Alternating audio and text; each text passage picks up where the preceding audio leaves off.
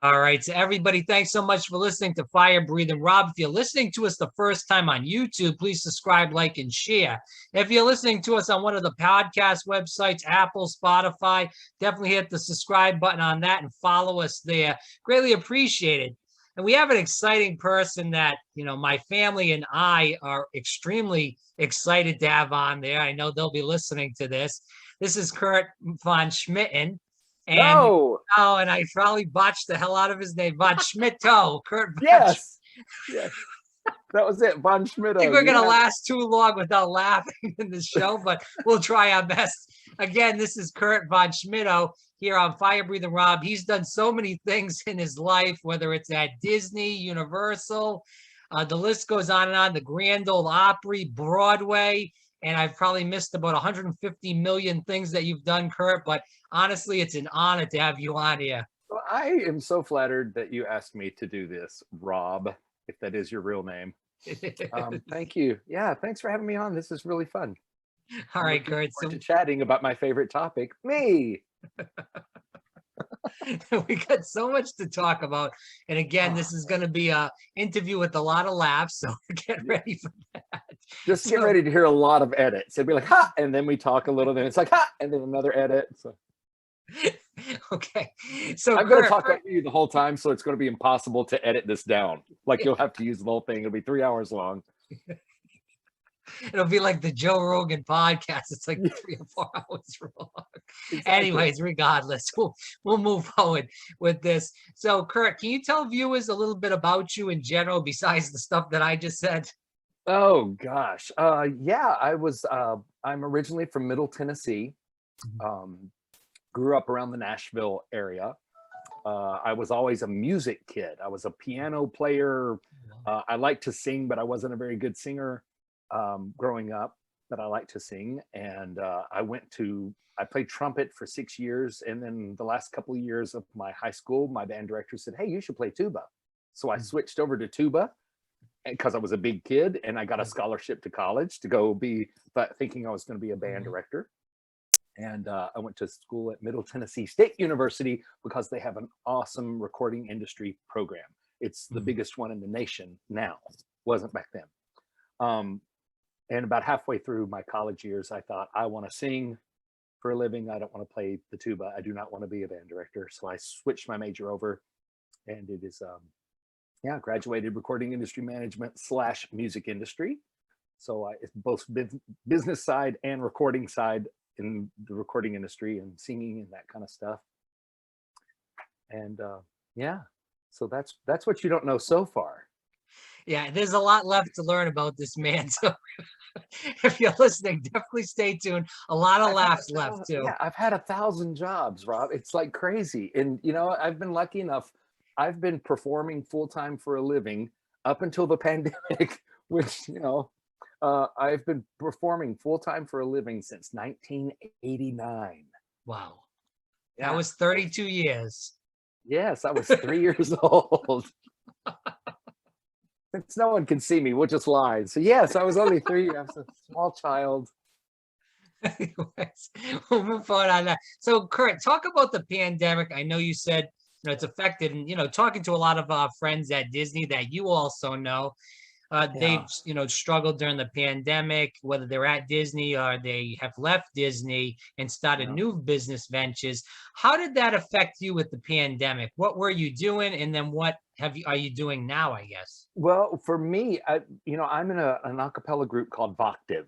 And it's an 11-person a cappella group, and 6, I think, of those people are full-time at the Voices of Liberty at Epcot. Oh, wow.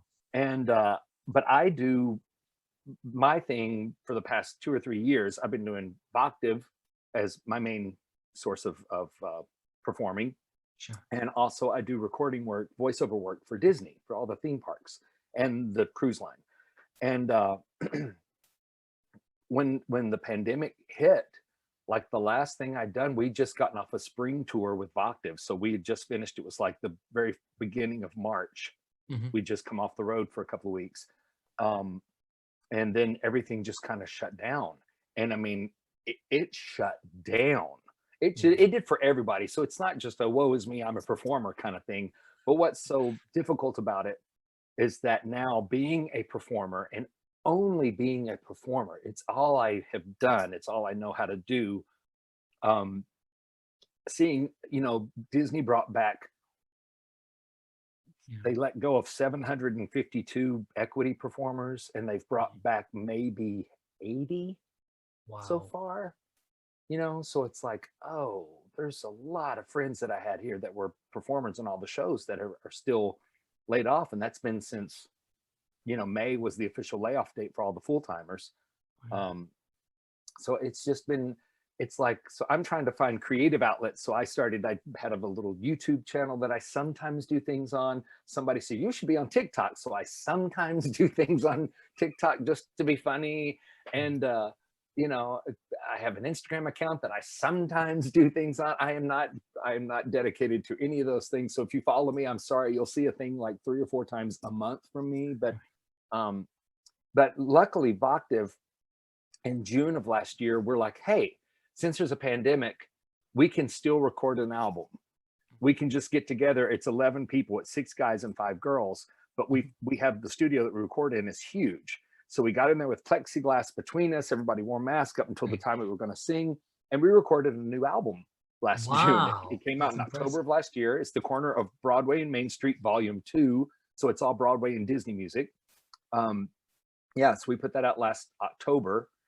And what else? Oh, and then we just recorded a new, I don't know if I can talk about it, but I'm going to. We have a new Christmas album that's coming out this year. So yeah, so we've worked on that. We came into the studio and we were like, hey, it actually sounds better recording it this way. We can actually control more, instead of everybody being in the room, it goes quicker, just doing the guys and then having the girls come in, for 4 or 5 days. So that's what I've been doing.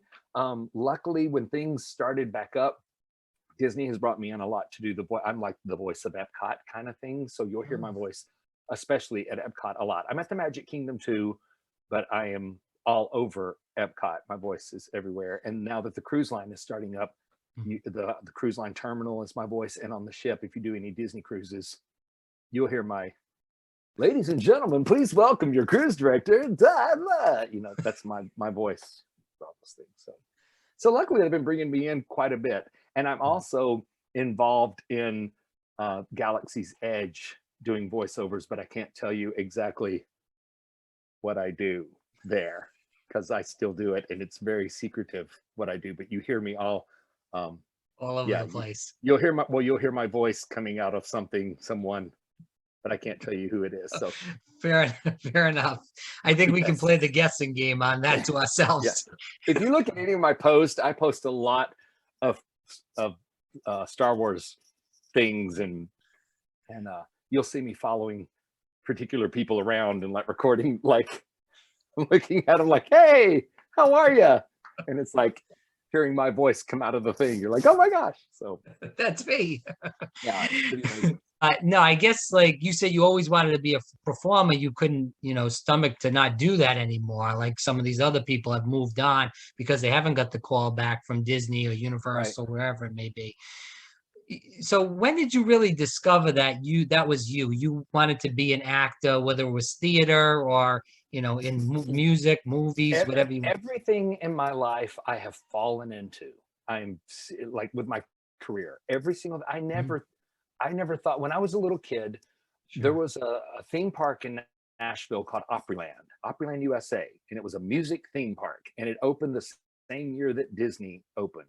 And it had like a 50s land and a country land. And it had a gospel New Orleans land. And it had these shows. And the shows were full production shows, with all these different themes and live bands and 20 performers on each stage. And I mean, it was just amazing. It was a music theme park. And I remember going there when I was a little kid. We'd go every summer and they had, rides as well. So for a kid, it was awesome. But I remember seeing the show. It was called I Hear America Singing. And this would have been 1970 something. Okay. This would have been the early 70s. I was minus 14 years old. And, but I remember seeing this show and I was just so enthralled by it. And it's not that I said that day, like, ooh, I want to be a performer. it's just, I just thought that was so neat. I'd never seen anything. I'd never seen a stage performance. Like I'd never seen a show. I'd never seen anything. And we lived sort of in the country. We were far enough away from Nashville that we never went and saw shows. My family weren't, that wasn't what my family did. My dad led the music in my church growing up. My mom played piano. And so my mom taught me, because I had a good ear for piano. I would hear things on TV and then go and sit down at 5 years old and start picking out the things. And, you know, so mom taught me piano. So I always loved to play piano until I had to start taking lessons from real teachers. And they're like, here's all this classical music. And I was like, I hate this. No offense to anyone listening. Classical music is great. It has its place. Okay. So don't get me wrong, but that's not what I wanted to do. And I loved to sing until they were like, take voice lessons. And then you're like, you know, it's like, and so in college, when I just decided I didn't want to play tuba and I didn't want to be a band director. And I'm like, well, you know, I have an appreciation for it, but I'm like, what? I want to sing. And that was the first time, I think 2 years into college, when I was like, I want to sing for a living. I thought I was going to be a country music singer. That's totally where I wanted to steer, because I was going to school 30 minutes outside of Nashville, you know, and immediately when I graduated college, I got hired for a country music show at the Opryland theme park. And that was kind of the dream. Like I had auditioned for that show every year that I was in college and never got hired. But I also had a mullet. And I had nothing against mullets, but I had a very long curly mullet and a little wispy mustache and colored glasses. Yeah, I was very unaware of myself back then. So yeah, now and then Billy Ray Cyrus came along and I'm like, hey, come on, he stole my look. But anyway, but my 5th year of auditioning at Opryland, and it was the year I graduated from college. That was the year I got hired, and I got hired for the show that I had loved my entire life. And it was Country Music USA was the name of the show, and it's where you imitate country music singers, and they go through a history of country music from its beginning roots through gospel, through the old Grand Ole Opry singers to modern day. Like we ended with like Garth Brooks, because back then in the 80s, Garth Brooks, that was he was the guy. Or Bo Cephas, Hank Williams Jr. was my first year. But anyway, so that was kind of the dream. And from there, then it was like Les Miserables had just come out on Broadway. I had the only Broadway show I had ever seen. It was when I was in college, when Phantom of the Opera opened. I saw it like the week before it opened. I saw it its last week of previews, and I was on a college tour. And I was like, this is amazing. But it was just so, my mind wasn't in, you know, I never thought that's something I wanted to do. And then Les Miserables came out and I was obsessed. And so they came through Nashville and having an audition tour. I'd never done theater in my life. I'd done one little play when I was in high school, because we had theater your senior year kind of thing. And it wasn't like shows you'd ever heard of. It was like these little obscure plays that were cheap to get. So we did these 2 little obscure plays, and, you know, and I was the cut up. So I got like best drama student for my senior year. And I'm like, okay, I was the least crappy one, is really what it should say. Least crappy performer. You. So when Les Mis came through Nashville they were casting first national tour, I went and auditioned. And I don't know if you know the show, but they called me back for Jean Valjean, for the lead in the show. And at that point, I'm 21, 20. Wow. Yeah, That's impressive. I wasn't even 22. I was 21 years old. And so they had me come to New York and audition for Bubil and Schoenberg, the guys that wrote it, and the director and all that stuff. And and so that kind of started that, oh, I could do Broadway, but they never hired me. That was the thing that I found so weird. They called me up there for 9 years to come up and audition for Valjean. Hey, come up, we're having auditions, we want to see you again. And they would see me and they would never hire me. And so in the meantime, I'm like, well, I have to work. So I was still working at Opryland. And then the weirdest job I ever had, I've always been a weight struggler. My weight yo-yos. Like right now I'm up a nice pleasant 40 pounds from where I was before the pandemic, but you know, who cares? I don't care. I'm not judging. I'm not judging anyone else. So, you know, we're all in this together. So I had just lost a bunch of weight. This was early 90s, and I'd lost a bunch of weight. And I was working at Opryland, and a friend of mine from LA goes, "Hey, you should audition for the Chippendales."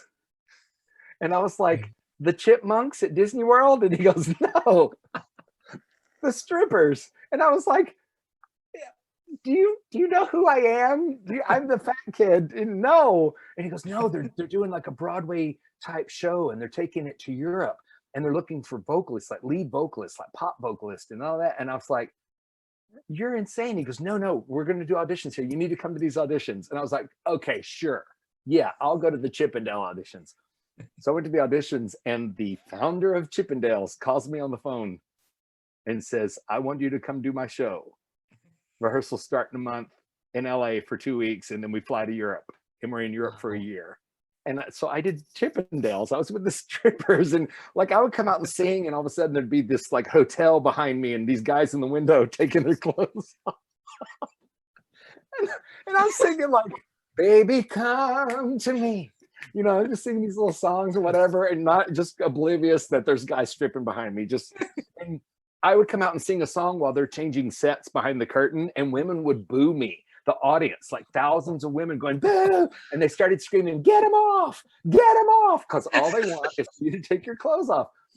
Now, it's not the first time I've had women telling me to keep my clothes on, but it was the first time I'd ever had women screaming to take my clothes off. And I wasn't a stripper. I was one of the singers, and I would come out like I looked good. I was dressed nice, and everything was cool. So it was like this nightmare for me. And then the group itself, I liked most everyone in the group, but then there was just that certain few who were just, you know, there was like the dark side, you know, there was like the heavy drug use and the fights and the steroids and the blood and all that stuff. And that's so not me. I am the little good wholesome boy from Nashville, you know, and this was my first time ever living or traveling for an extended period of time out of Nashville. Mm-hmm. So then to go to LA, I think I was in LA for 3 weeks. And then we flew to Europe and be in Europe for a year with these yahoos on a bus sometime. You know, you're like, "Oh my gosh, what did I get myself into?" And so we recorded an album, Chippendales, the album. It's out there. I sing the solo on Def Leppard's "Pour Some Sugar on Me." On Amazon, get it while you can. If you can find it. If you can find it. Like seriously, it's so hard to find. We had and what was the other song I did? "Love Is a Wonderful Thing" by Michael Bolton. I did that song.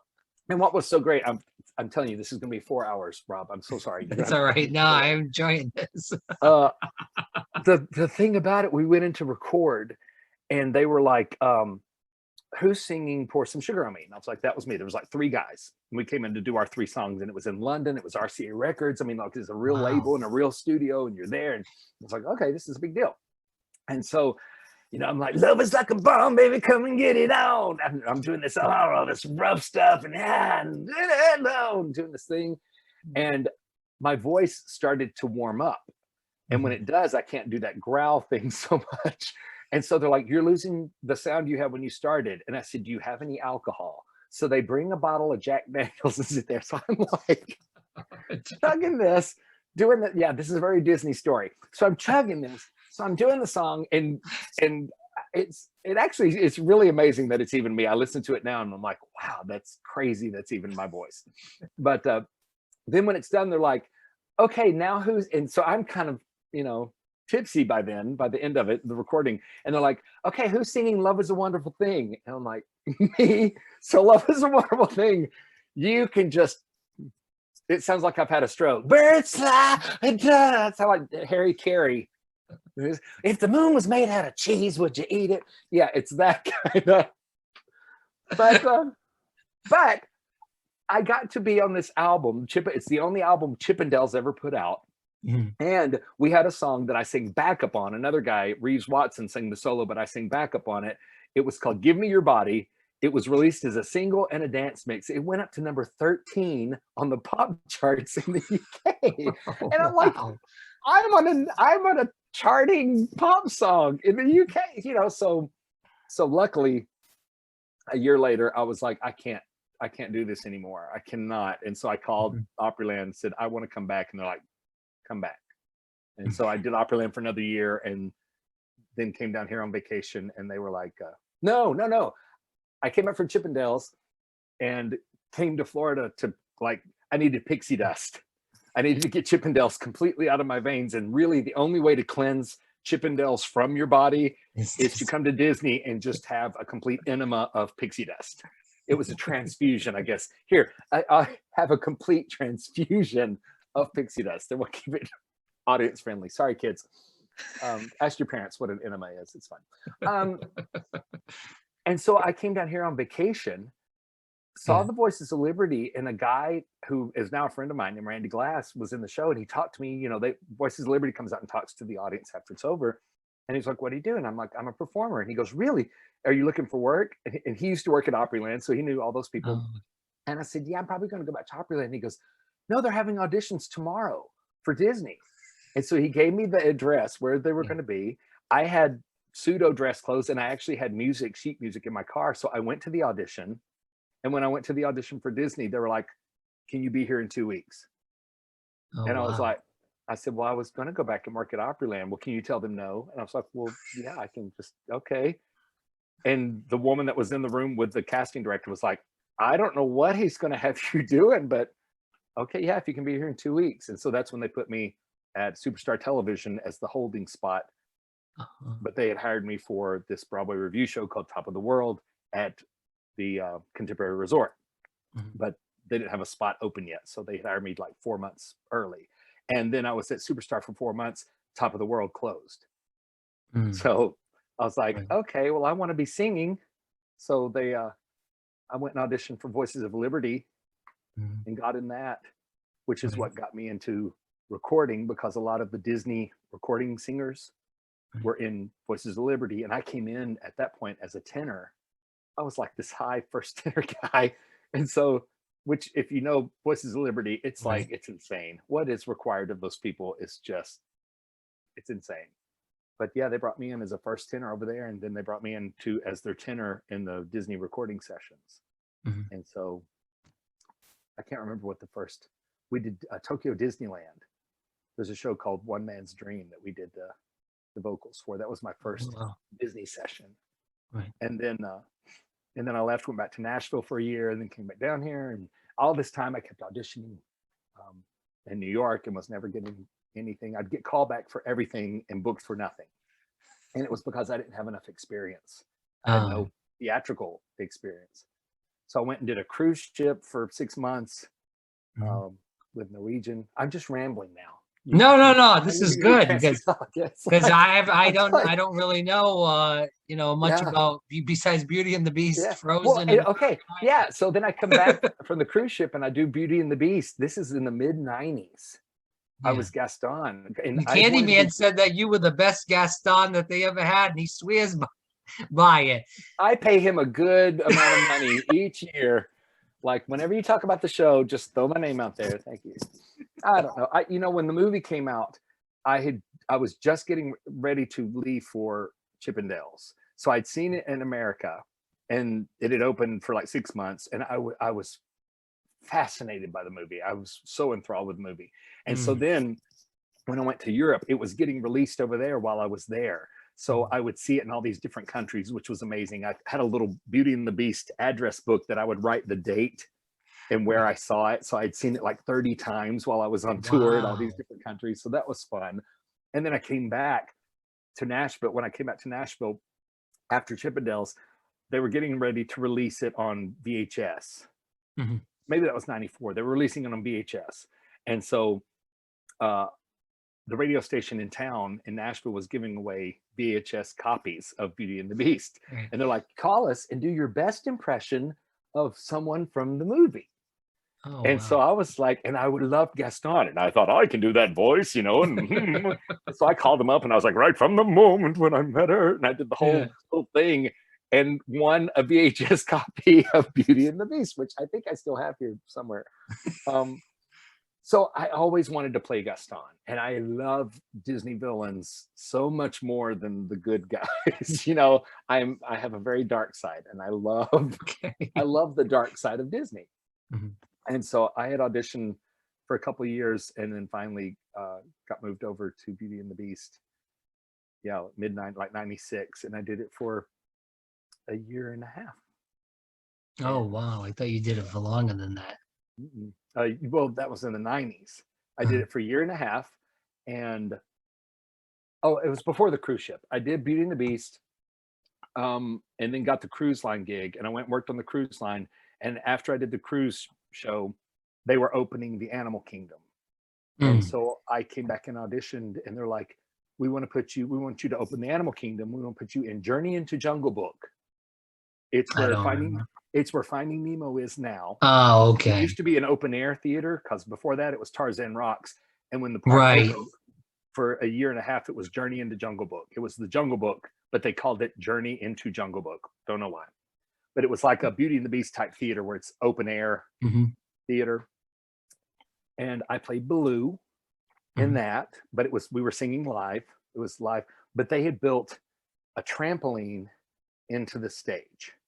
The whole front, there was a front of the stage that was a trampoline, and then another little trampoline area, because they wanted, when Baloo came out, you were doing all this bouncy stuff, and they had us go to like a training camp, an Olympic training center, to learn how to do flips, like to do a thing. Yeah, it was great. I'm like, my life is insane. I'm telling you, Rob, my life. Yeah. So we go to this me of all people. I'm now going to an Olympic trampoline training center to learn how to flip as a bear in an outdoor show in Florida.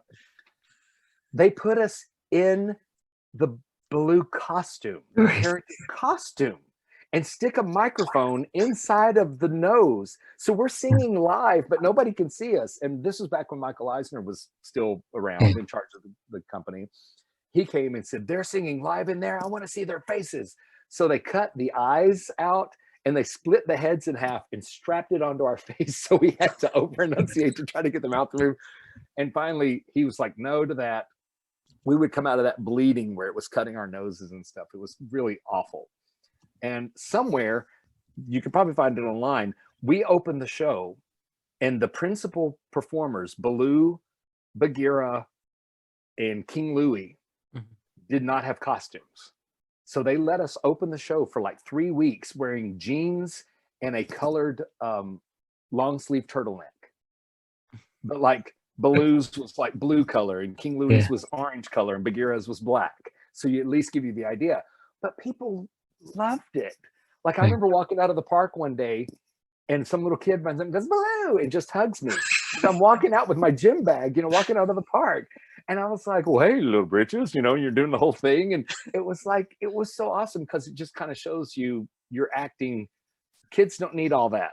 Yeah. The audience doesn't necessarily need all the bells and whistles and like shoving it down your face. This is who this is. They got it. And so anyway, what had happened when they made the stage at Jungle Book, they spray painted over the trampoline. Now, under the trampoline is like an 8-foot pit. And it had these gigantic lights under it, because they were supposed to shine up through there and look like water. So Baloo would come out and lay there, and Mowgli would jump on his belly like they're floating down the river during their necessities and all that stuff. And it was supposed to light up and like water. They painted it. Well, light doesn't go through solid paint. So and you know what else happens? Trampolines don't bounce when they've been painted. And so we all of a sudden get out there, you can't get any bounce to it. So they changed the entire show, and all we did was one little seat drop. And it was like you'd bounce on your butt and then come back up on your feet. But it was so hard. And they ended up having us in this, we look like Grimace from McDonald Land. If you know anything about McDonald's characters, that purple Grimace, that's what we look like, an alien Grimace. It was like wearing a mattress.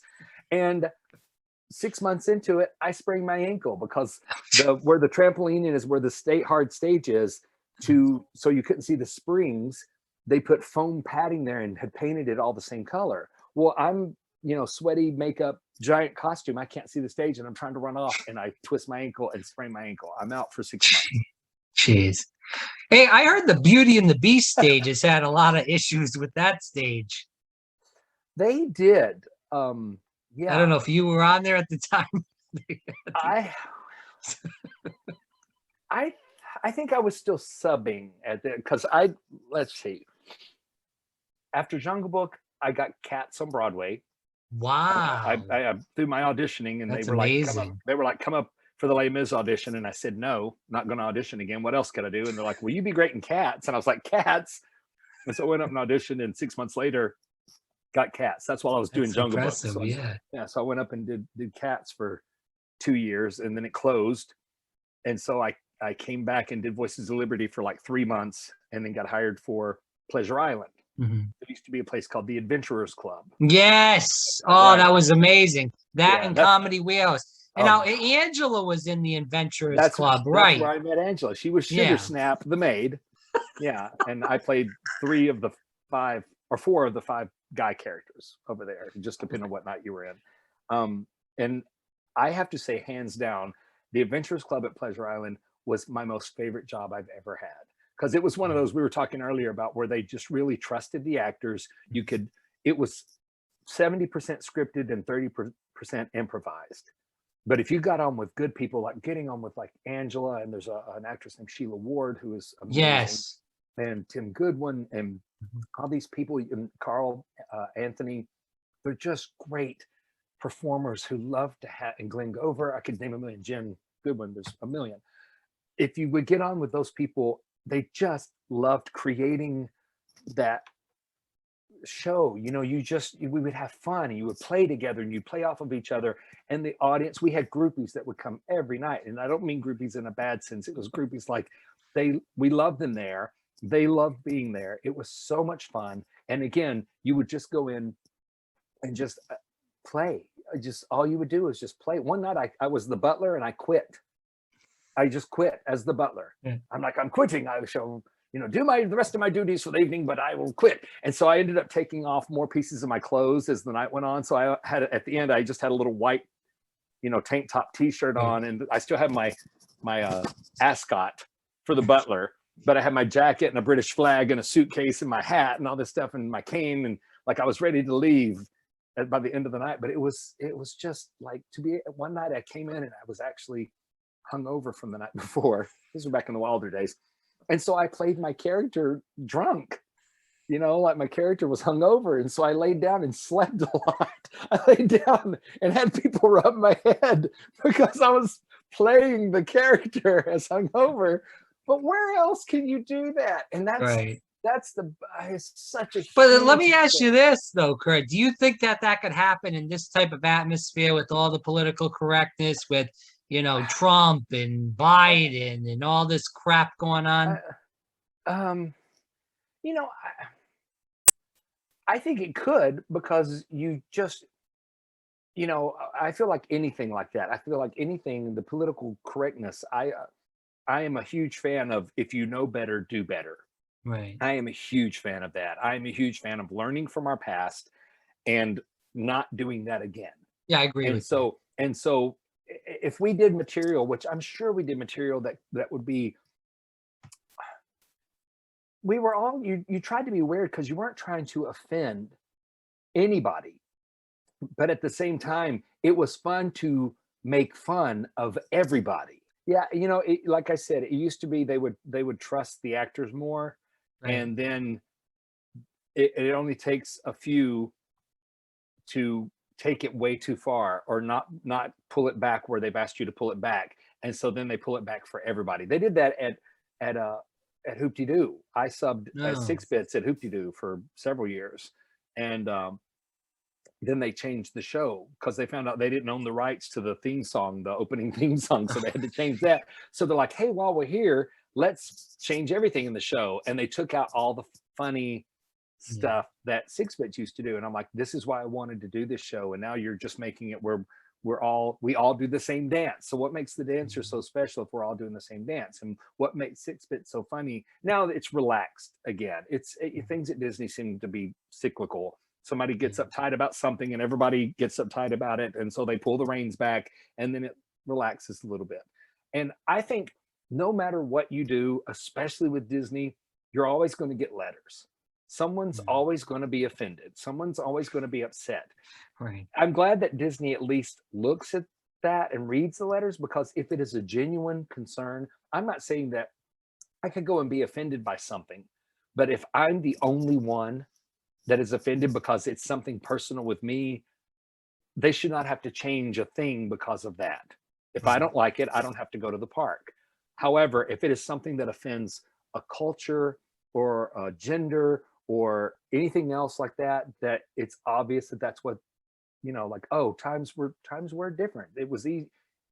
You could make fun of that, or you know, we shouldn't have, but we were. People were making fun, or things were But I more think sexist back Disney, then. and you, maybe you'll agree with this, maybe you won't. I think Disney's pretty on the ball with, you know, getting out the offensive stuff before even the show is opened. You know, Yeah, it's not like, but that's the thing that got me. It's not like Ben or you or whoever else is up on stage is not doing anything offensive. They're not flicking people off. They're not right, telling dirty jokes. They're not making fun of people's sexuality or right. race or anything. It's just comedy. And like I said, it just ruins the show. And like, for instance, we used to go to Frozen all the time. We used to go to American Idol. Now, American Idol was a whole different ball game. We can talk about that in a minute. But Yeah, you know, going to Frozen, obviously, you know, you're going to say the same show. But we go because you say, is Ben on? Is Lisa on? yeah, Is Angela on? Is Kurt on? And you go and see those people. You know, you're going to get the same damn show, but you right, go because you genuinely like the way you do your job. right. And that's what, or you generally know that you might throw in a couple of funny lines, and Yeah, that's why we go there, you know. So it just bothers me, you know, what I've heard they've done to other people, you know, through talking to a lot of these people that have worked there, yeah. you know. They just, again, it's a slippery slope, and if there are some people, if you give them an inch, they will take a mile, and Yeah. so you can't just say, okay, to pull it back. You have to say, cut this, stop doing this, Right. because if you don't tell them to stop completely doing whatever it was they were doing, they will still do it, and they just continue to do Hmm. stuff, and you know, you're like, the show is going long. That's the biggest problem, is like you start improvising and the shows run long, and it Right. messes up the schedule, because The there's a schedule times, for yeah. operations, and so you're like, it has to be, you know, they get out, you have 5 minutes to clean, 10 minutes to get them in, 5 minute pre-show, show starts, you But know, and I'm it's talking about people that are more experienced. Like, I don't know how many years you worked at Disney, but I'm sure you worked there for quite, you know, a lot of years. 24 years Okay, so 24 years. So I on think and off. that for somebody that's worked at Disney on and off for 24 years, I think that they would have some sort of trust in people like you, people and Angela that have done certain roles. You know what I'm You know, it's you would think, and you would think they would stop, you know, when they start, not everybody, when they say things like, not everybody can get a laugh. This happened with 6 bits. They're like, not everybody gets a laugh on that, so we're cutting it. And I'm like, no, hire people that know how to get a laugh on this line. It's not dumb it down for the actors you're hiring. Hire the actors that know how to make the scripts work, that can right? get the laugh. So yeah, it's a, and again, like I said, with Disney, it's been very, very cyclical. Mhm. You know, I left again, and I did Adventures Club for 4 years, and I left again to go do Chitty Chitty Bang Bang. I opened that on Broadway and did Okay. that in 2005. And then when that closed, I was going to come back to Florida anyway, because I've been doing recording work for Disney for all these years, you know, for Wishes, fireworks. That was like my favorite thing Oh, I ever wow. got to do, was the Wishes fireworks, vocals and all that kind of stuff. That was fun. Um, and I was on the Millennium Celebration album they put out for Epcot, Oh, wow. and I didn't even know it. I was living in New York doing Cats, and a friend of mine goes, "Hey, I heard the CD you're on," and I'm like, "What CD?" And he goes, "The Millennium Celebration CD from Epcot." And I'm like, "What?"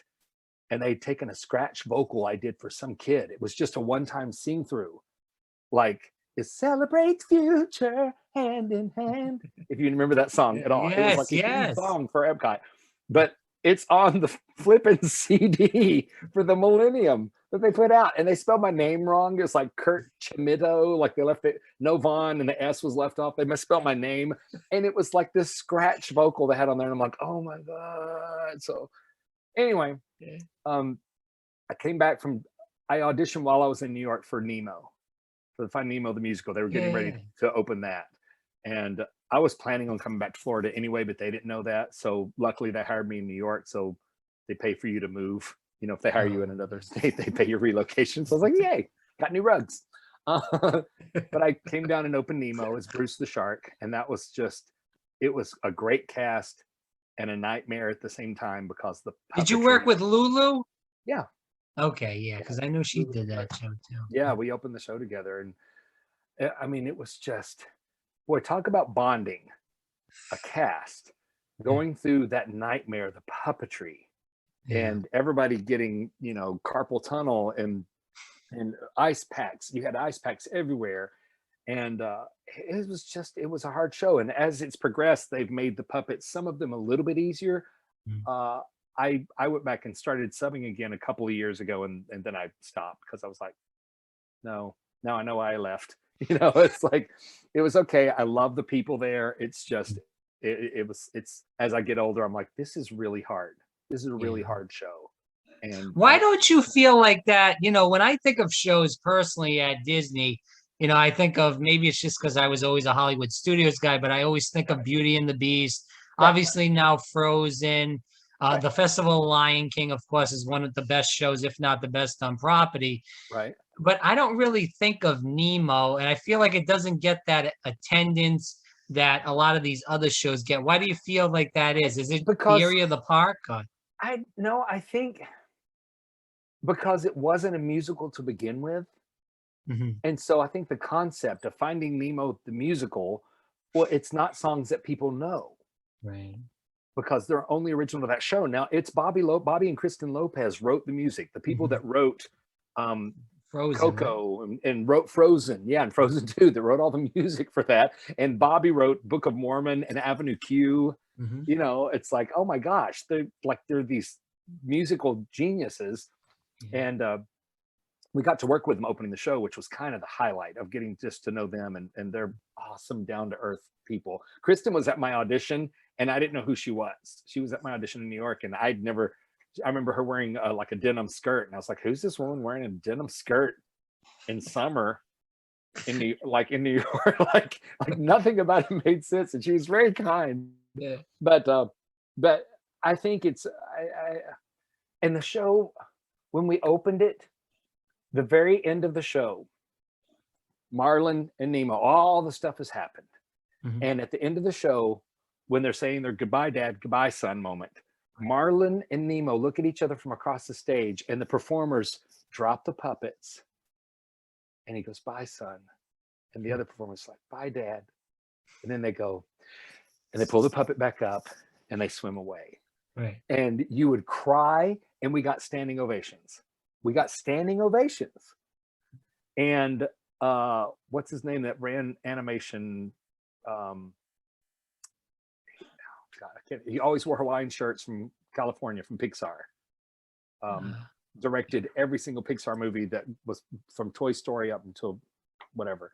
I can't think of his name. John Lasseter. Thank you. John Lasseter was there.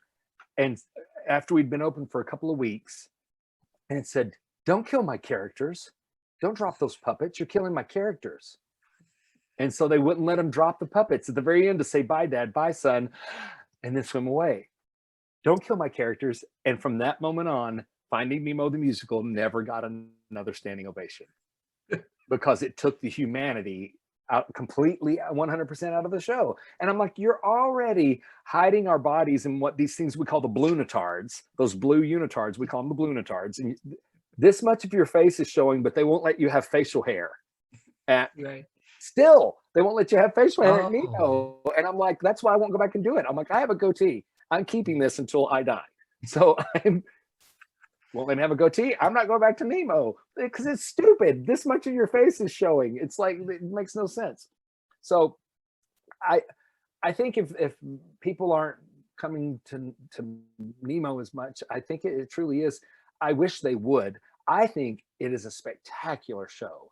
I think the puppetry in it is beautiful. And I think the visuals in it, and I think the songs are great. I wish people knew the songs. And what's funny, you go online and you can see these high schools and these junior theater companies that are doing productions of Finding Nemo the musical. They're just taking their own tracks and doing the show. So it has a following, it has a fan base. But then you get something like Lion King, where everybody already knows the songs, and then they make it an audience cheer along, sing along competition. Well, you can't, and it's got characters all in it. You know, you can't lose with that kind of thing. And sorry, so after like a year and a half of doing Nemo, I had a knee injury. Everybody gets injured at Nemo. Our injury books, like weekly, were like that thick. Everybody would have it. Yeah, it was awful. But they've gotten things more streamlined now and a little bit better for the performers, a little bit. But a year and a half into it, I had a knee injury, and so I had to go out on like a medical leave.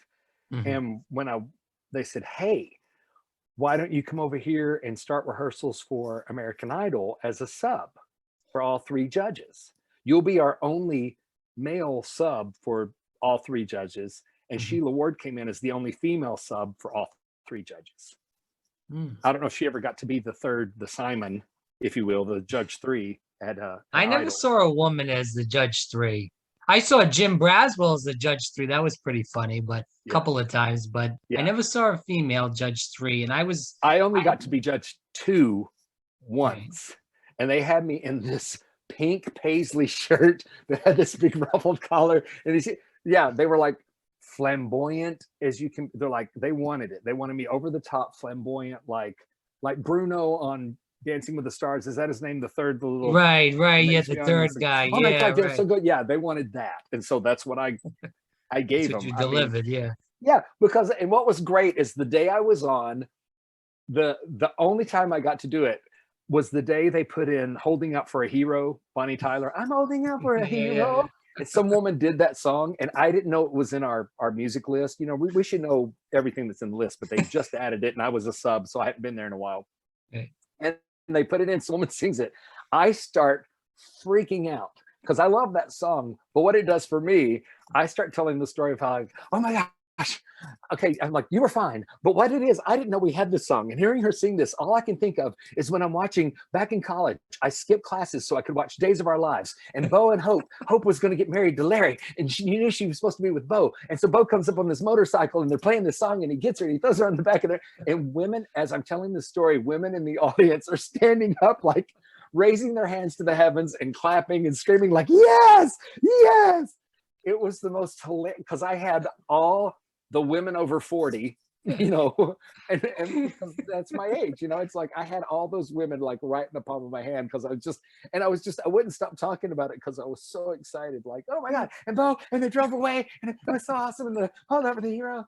And then I stopped and like everybody's trying to calm me down, and then I looked at the woman that sang the song and I said, and you were okay too. It was fine, you know, that was the thing. So I loved that. I loved having, again, it's having directors that trust their actors, that know their actors and trust them. So I was just a sub there, and while I was learning that show, they had auditions for Beauty and the Beast again, and I thought, well, it's been, let's see, I did Beauty and the Beast in '95, and this was 2010, so I was like, or '96, so I was like, it's been 14 years since I've played Gaston. I'm gonna go to the audition, why not? So I went to the audition, and John Phelan, who was the director at the time, was like, would you want to do this full time?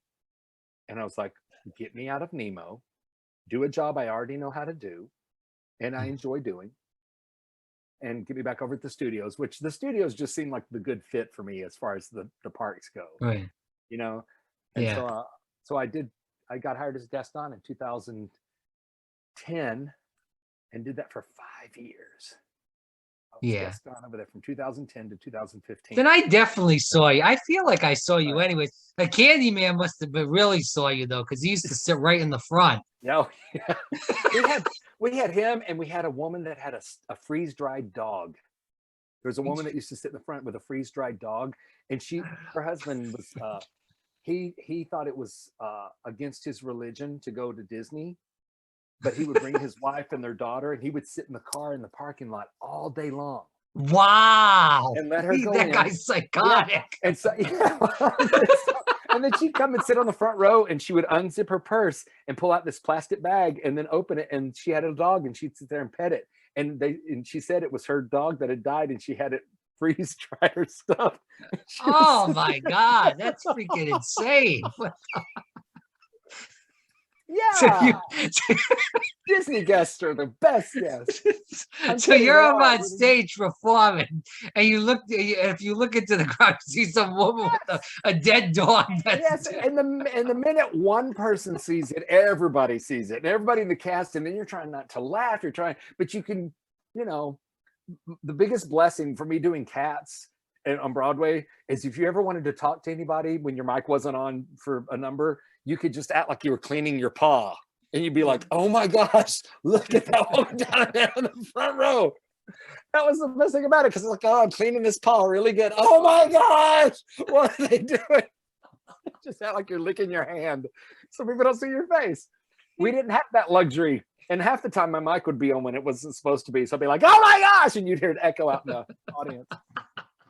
And they're like, "Why does Gaston sound like Rip Taylor all of a sudden?" Like, there's another Gaston there now. He's he was there, and I think they transferred him to Indiana Jones, but he was built like a Chaz. Yeah, he was built like a freaking rock.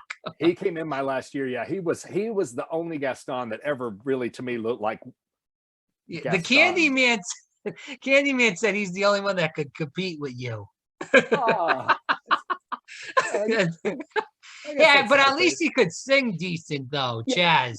He sounded like Elvis. He had he would do like an Elvis impression. I'm like, your Elvis is like really good. And I've seen videos of him like from college and stuff when he was singing. I'm like, he has a really nice voice. I think he's one of the ones I think they asked to come back for when they they're just now trying to open Beauty and the Beast. And I think he's like selling real estate now. And I think he's like, "No, I'm good." Yeah, because he was at Indiana Jones. He was in one of the scenes over there. The big mechanic. Right. Yeah, but he was the only one that had a decent voice. Then they had, there's a kid there, Logan Benedict. He's pretty good. I'm friendly with him somewhat. Yeah, he's pretty good.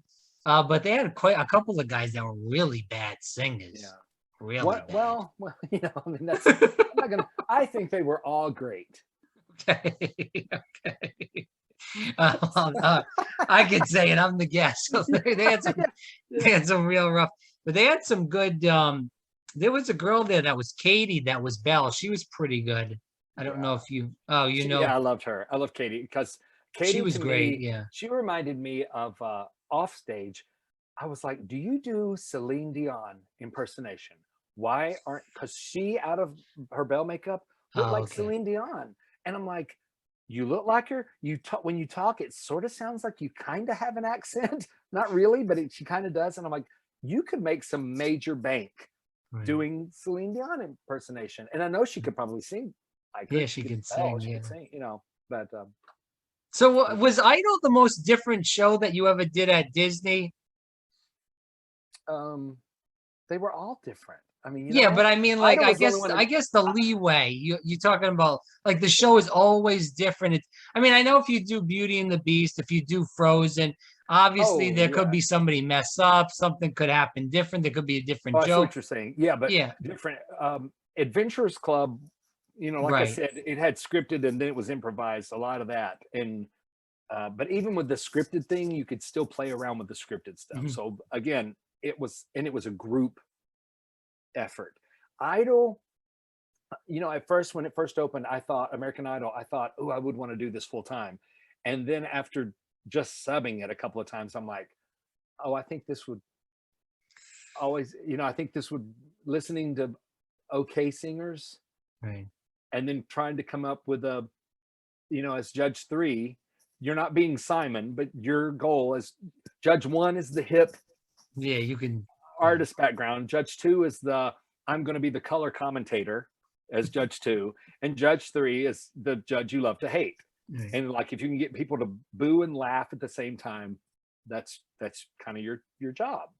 But also, you could do that and still, I kind of like being Judge 3 because you could totally give honest critiques, because the people 9 times out of 10 weren't good.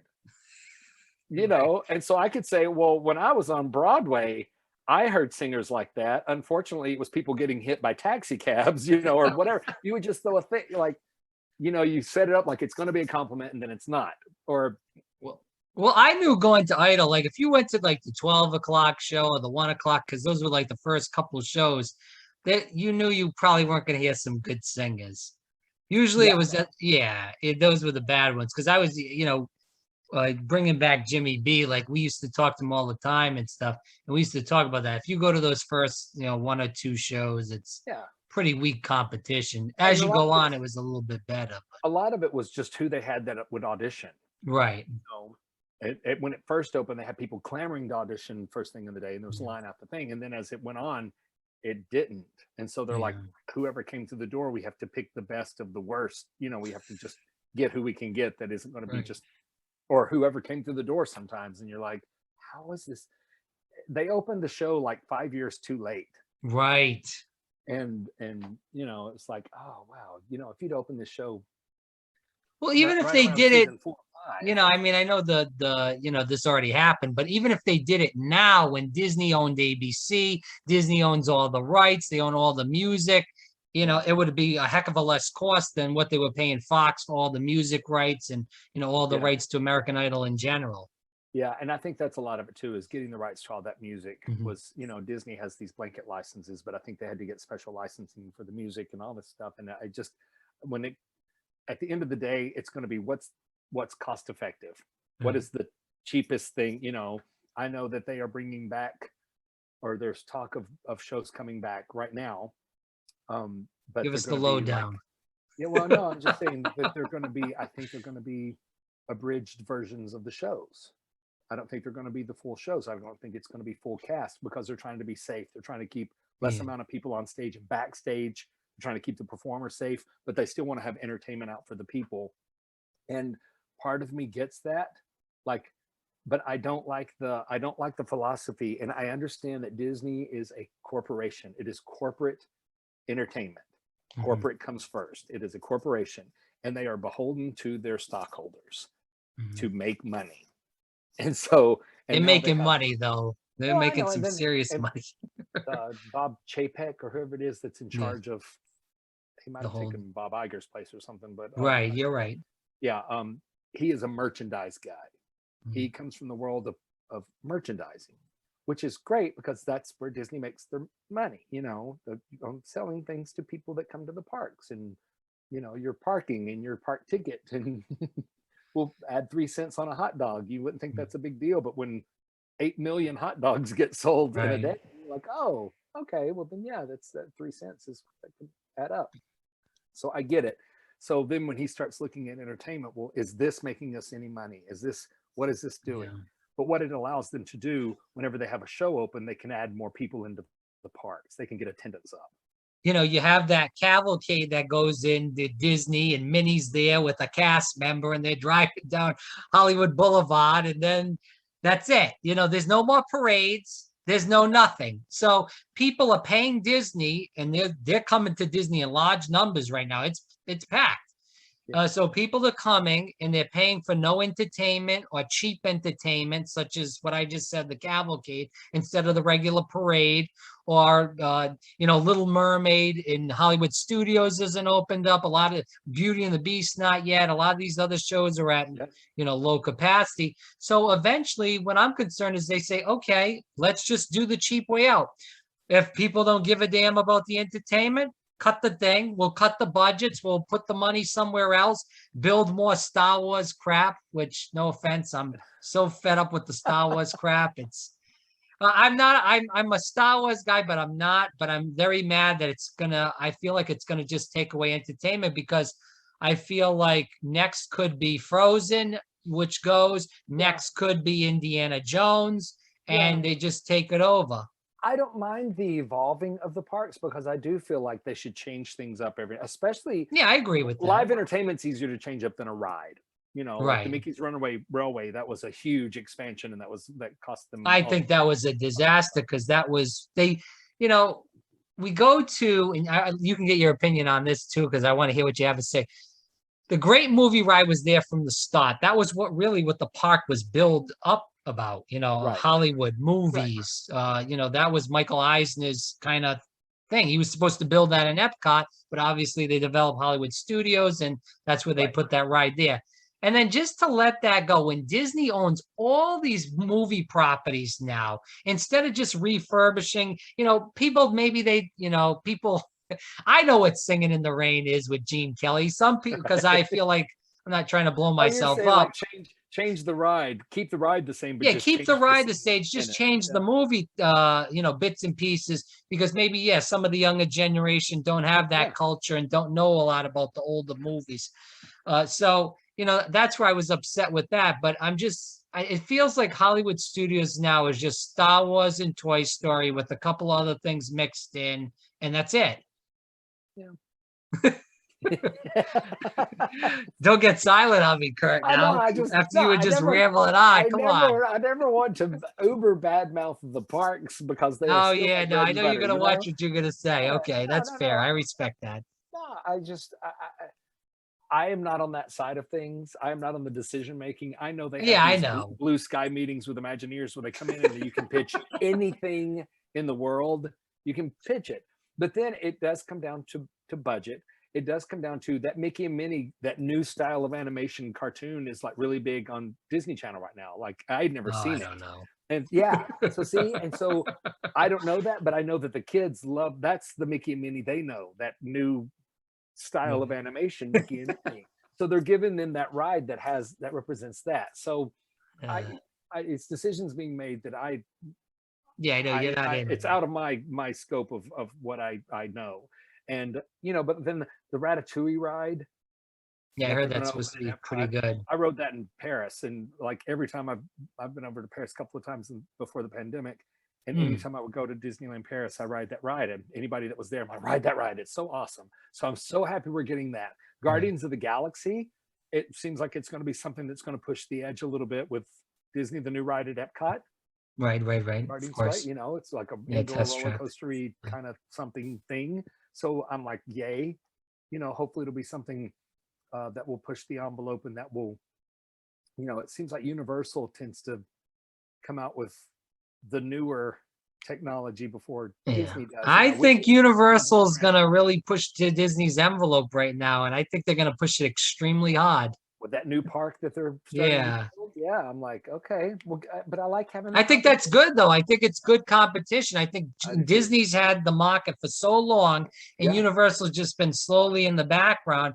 And I'm happy that Universal's given it Disney, because it's good for the consumer. Not only talking about rides or shows in general, I'm talking about prices. If Universal can be competitive with their prices, maybe Disney will lower their. I'm just talking from my way as an annual pass holder. Maybe Disney will lower their passes if Universal. I don't even have an idea anymore. I can't get into Disney anymore. So it's like, this is the first time in 20 some odd years, and 30, God, when did I start? 93. So in 28 years, this is the first time that I have never been able to just go into a Disney park. Let me just look. Oh, you talked about the Grand Ole Opry already, kind of. Sorta. That was when I was working at Opryland. The Grand Ole Opry, is its own thing, and it was at the front of the park. The people from Grand Ole Opry would come around each year and watch shows, and they would pick performers they liked and ask them to be on the Grand Ole Opry. Yeah, so how was that? Because that's such an intriguing experience. For me, wanting to be a country music singer. Right. The first time was a blur. The second time, I've got a picture. I know it's a podcast, but like, here's the picture of me from the second time. Wow, you look totally different at that picture. It's my little mustache. Look at that little mustache I had there. Oh, now I can see it. Yeah. So that was me. Now, how old were you around that time? Just curious. That was 90. I was 27. Oh, okay. Wow, you were right. Yeah. I'm old. Oh, shut up. 27. Wow. Living back in the we're all living back. Hey man, Curt, I'm still living back in college too, 32, and I'm still there. I hear you. I wish I could show you. Like, I've got all these pictures velcroed to the wall. Like, I used to do this summer show at Epcot called the College Orchestra. It's called Celebrate Broadway. and it was the All American College Orchestra, and they would bring in college kids and have them perform. So is that like they do the high school thing now or whatever? Like AmGuard, on the AmGuard stage. But they would bring in a celebrity each weekend to do a show, and the singers from the show during the week, we would then get to perform with the celebrity on the weekend. So this was the first time I did it, but that's Jodie Benson. Oh wow, from Beauty and the Beast. And me and Jodie Benson. Yeah. She's Little Mermaid. Oh, yeah, I see you. Mermaid. Right, She's the voice Little of Mermaid, yeah. So that was cool. You never did that show. Well, there's nothing really for you to do in that. Yes, unless you were a puppeteer. I was the dog. No, I'm kidding. Hey, the dog's hard, even though he's not out there. Ursula's left tentacle. Almost a testicle. I was Ursula's left testicle. Don't be her left testicle. It was a different show back then. Yeah, yes. Oh, not checking for cancer. But anyway. So I'm just going to go into the audience question. So first audience question. Yeah. Eisner or Iger? Who do you prefer?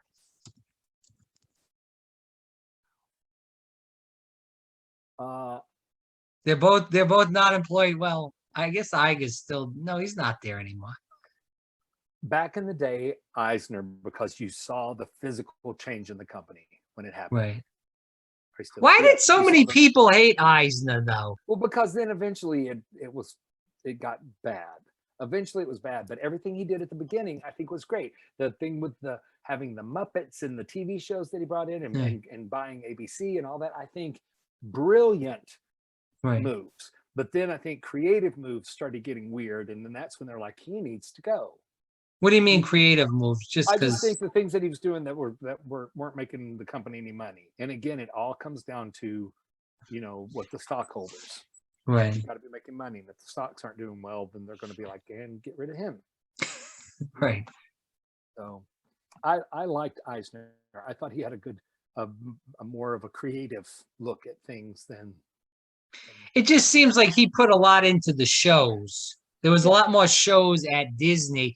I even go back to Teenage Mutant Ninja Turtles was there. Obviously, we talked about the Hunchback. Yeah. Well, Hunchback was to me, that's the best show they ever did in the parks. Yeah.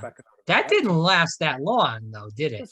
Like 3 years, maybe. Yeah, that was terrible. My parents, I don't really remember much of it because I was young at the time, but yeah, no, I remembered it. My parents loved that show. We used to go there quite often. Yeah, I love it. I loved it. You were in that show or no? No, I'd auditioned for it when they were first putting it together, and I didn't get it. I was doing Gaston at the time. Oh, when they put it together. So, yeah, it's okay that I didn't get it because again, it's another outdoor show wearing a mattress costume. It's for one of the gargoyles. So I'm like, oh God. Okay, so count your blessings sometimes. But I love that show. To this day, I think it's really one of the most artistic shows they've done. And what I loved, it's the same show director that did Jungle Book. So when we opened Jungle Book, it was the same guy, same director, and he still had these great ideas, but for that gigantic stage. It's the stage where Nemo is.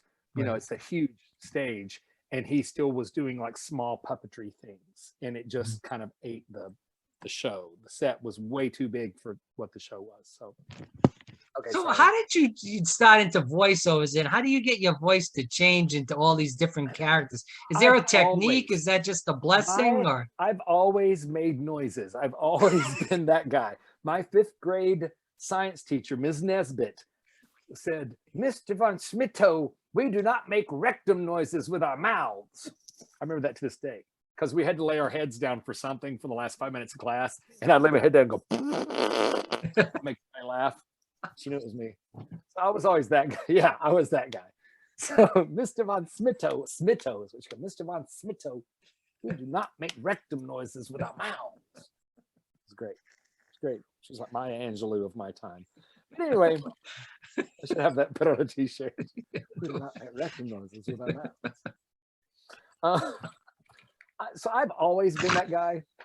And I've always liked imitating, and that's how I got Gaston, because I could imitate Gaston, and it's that kind of stuff. And Bruce the Shark, it's all about imitating, really. But how do you fine tune it? Is that just something that's? I think you know, the more, it's just like anything else, the more you do it. And the stuff I do for Disney now is just 90% of it is just park announcement stuff. It's just general announcements. It's, you know, we went through and had to change. They're making things non-gender specific.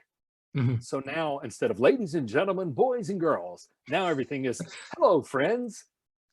Well, welcome everyone, and da da da, and then you go on with the speech. And so that's how I think welcome everyone is better than hello friends. Well, everything I just did yesterday is hello friends, hello friends, like a million times. There's all like parade stops in case there's delays or rain delays or cancellations and all that kind of stuff for the cavalcades and stuff. So, oh, okay. Yeah. So it's very much just, yeah. But But like, it's at Epcot for the Eat to the Beat and all those kind of things, and like Voices of Liberty, it's like, hey, music fans, in just a few minutes, da da da, we come into you know. So it's that. So it just depends on what they want. They'll tell you. How long have you been doing that though? Like the concerts, you've been saying that? Because we used to go to the concerts all the time. I just started that. Like they used to change it every year. And it'd be somebody different. So I got to do Eat to the Beat like 3 years ago, because I remember having to say, Big Bad Voodoo Daddy, Big Bad Voodoo Daddy. Please welcome Big Bad Voodoo Daddy, Big Bad Voodoo Daddy, Big Bad Voodoo Daddy. Like you don't know where to put the emphasis when you say it. And once you say it 5 times, it doesn't sound like English anymore. You know, Big Bad Voodoo Daddy, Big Bad Voodoo Daddy. Just like you're saying, just complete gibberish. But yeah, and then this past year they were like, "Oh, we want you to do there's, you know, some new things coming that my voice is going to be on." And then so far I've done all the American Gardens stage announcements this year. So hopefully that will. Well, what is in the stage now? It's just the Voices of Liberty, right? Voices of Liberty, Mariachi Cobre, oh yeah, right. Marimbas Americanas, Marimbas Americas, Marimbas de las Americas. That's it. Marimba, because they brought in the Spanish guy to work with me, and I had to say it a billion times, and it still never sounded right to him. And I was like, Mariachi Cobre, no, Cobre. I'm like, that's what I said, Cobre, no, Cobre. No, Co. So we spent an hour and a half. Cobre, no, Cobre, not Co like Coke. And I was like, I didn't say it like that. I said Co, like K-O-H, Co, Cobre. Yeah. Say it like that. Okay, Mariachi Cobre. No, it's Cobre. So it was like an Abbott Costello sketch that went on for weeks. Yeah, when I started Voices of Liberty in '93, the Disney recording session singers had just lost their tenor, and I came in as a tenor, and they knew I was from Nashville, and they knew I had a little bit of experience doing recording in Nashville. And so they're like, come to this session. We're going to try you out. And I went to the session, and from then on, I was getting booked for Disney's session singing. And while we're in the sessions, I'm always doing funny voices, or I'm always talking, or I'm finding funny things on the microphone and making them laugh or whatever. And so at one point they're like, hey, we need a placeholder for Goofy. You know, so when we're doing the vocals here, you go through and you sing Goofy's line, and you can do it sort of as Goofy, but then Bill Farmer will listen to you and then redo your vocals as Goofy and put that in the track. So when Goofy does it in the show, it's him, you know, the real Goofy's singing, but I'm just giving him the guiding vocal. That's all I start doing, Goofy, and you know, you do the voice, and you start doing the thing, and you're, you know, and they're like, it doesn't have to sound like him. Don't try to imitate him. And I'm like, yeah, but I want to. So that's kind of where that started. And when they opened Disneyland Paris, there was a show there called Anna Magique that I think has changed now. I think it might still be there, but it's a different show. But when it started, the opening song was la la la la la la Anna Magique, Anna Magique, c'est magnifique, Anna Magique. It was like this little song. And we were at the session, and so it was me and this girl singing this duet. And he goes, okay, now we need, who can do Elmo on crack? And I'm like, I'll try it, because none of the other guys were doing it. And I'm like, okay. And I'm doing this voice, and it was this thing, and I just started doing it. And he's like, yes. Okay, now who can do like Dracula, blah, blah, blah, blah. Who can do an old gangster? And every time I would just be like, I'll try it.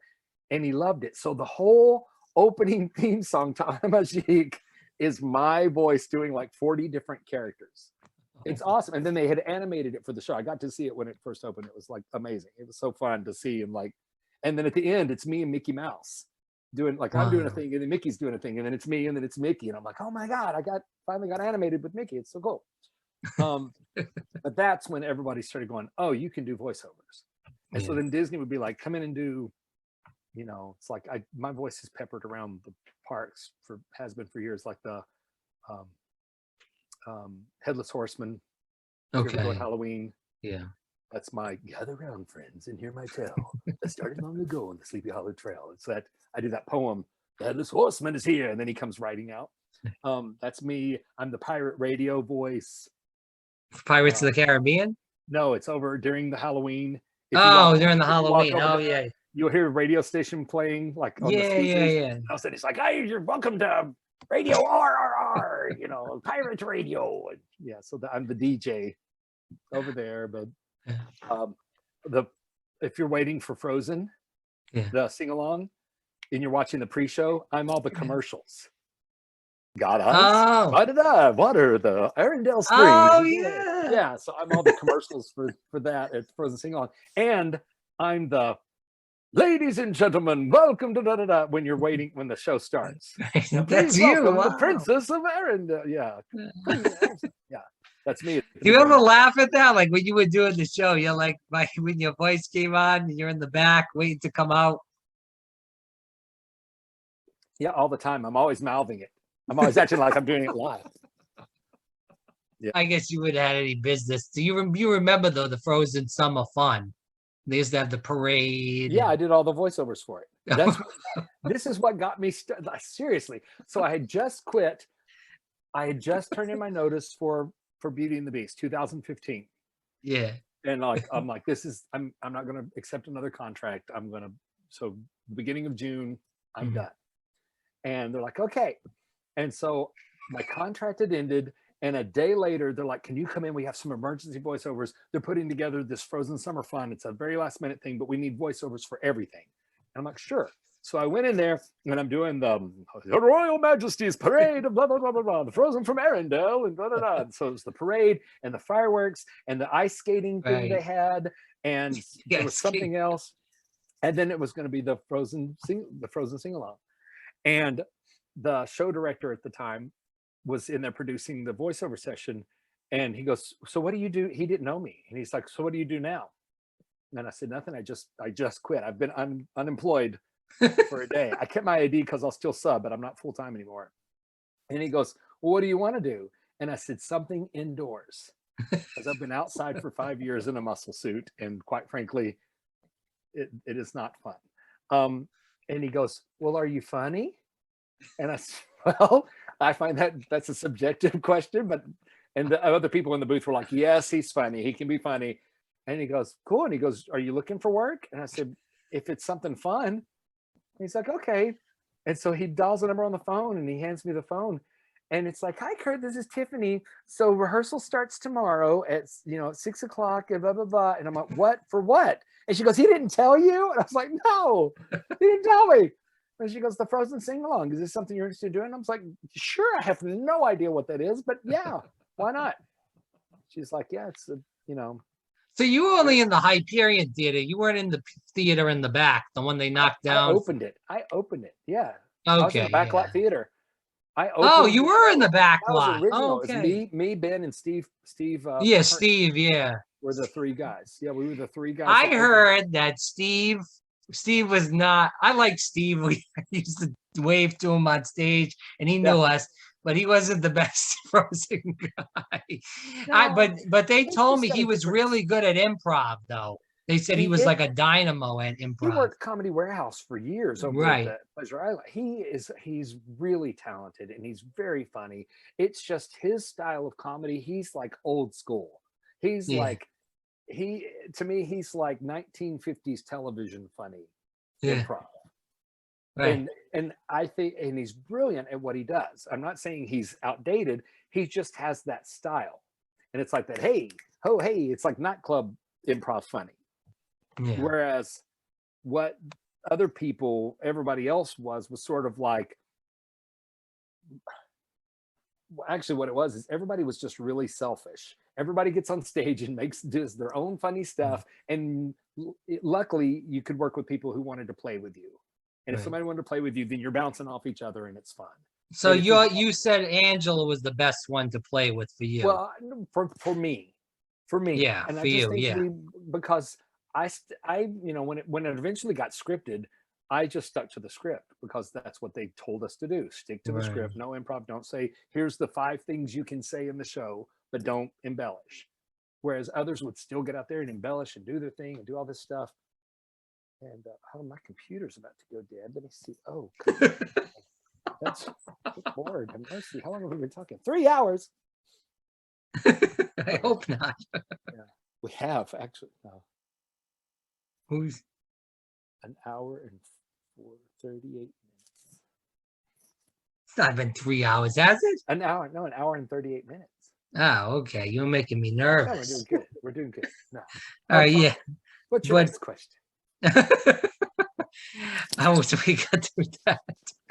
So my question is, so being from Tennessee, first of all, how did you lose your accent? So that's one thing that I was told, like, you know, doing radio, doing TV, if you want to be on like a network, like, you know, say CNN or MSNBC or something like that. Chicago. Yeah, Chicago. Yeah. For 10 years to get rid of your accent. And, you need to get, like, I have the Northeast accent that, what? You know, Italian. Italian accent. But, you know, they said, oh, if you like all these people, like there's people on that are Italian, like Chris Cuomo is on CNN. He's Italian, but you never really get that accent. Right. So I'm sure you had an accent. You're from Tennessee. How did you lose it? You'll go back and listen to this and hear me every once in a while. I'll break into Tennessee accent. For me, it was when I first moved down here. Actually, when I moved to New York the first time, I got made fun of a lot when I would talk to other people, and they'd be like, "Oh, really?" and I'd be like, "What?" You know, I remember saying "pinch" instead of peach. Pinch. Oh, peach. pinch. I said the word was pinch, but the way I said, "Oh, I got pinched," because that's how I said it growing up. And they're like, "You got what?" And I said, "Pinched." And they're like, "You mean pinched?" I'm like, "Oh, pinched." And so when I was doing Cats in New York, sitting in the dressing room with mostly New Yorkers and talking to people and having them make fun of words I would say, I'm like, okay. And then the more you do it, the more you start doing things. And especially at Disney, I always loved Jack Wagner. He's the voice of like Disney that I kind of remember. He was the original monorail voice, and okay, monorail, blah, blah, blah. He's got that, there was a cadence to his voice, and I just liked the sound of his voice. And then when I started in Voices of Liberty, there was a guy named Kevin Miles that was in the group, and he used to be the voice of Epcot for years. And he's that, ladies and gentlemen, boys and girls. And he has that low, I can't do it right now, but he has that big, low, bassy, you know, resonant voice. And it was just very, you know, formal and done. That's the voice. And everybody just 4 hours, you know, da da da. And so, and then there's a guy named Jim Howard who would do them. And so I would like, and I would just listen to them and be like, I really like how they do this or that. And if you have to say, enjoy the rest of your day here at the Magic Kingdom. Yeah. Like, I always love the way, and I do it to this day. Jim Howard would always go, enjoy the rest of your day here at the Magic Kingdom. Right. And I was like, oh, I love that, you know? And so I would just start imitating him. So the other day in my sessions, I had to do that a bunch. And so enjoy the rest of your day here at the Magic Kingdom, you know? And so you just start learning, and you learn to smile, and you have to learn to say your and not your. Because I say your, you know, for Y-O-U-R, I say your all the time. It's just, that's still part of the Tennessee that does not leave me easily. And God forbid I should talk to anybody from my family on the phone before I have to go in and do a session.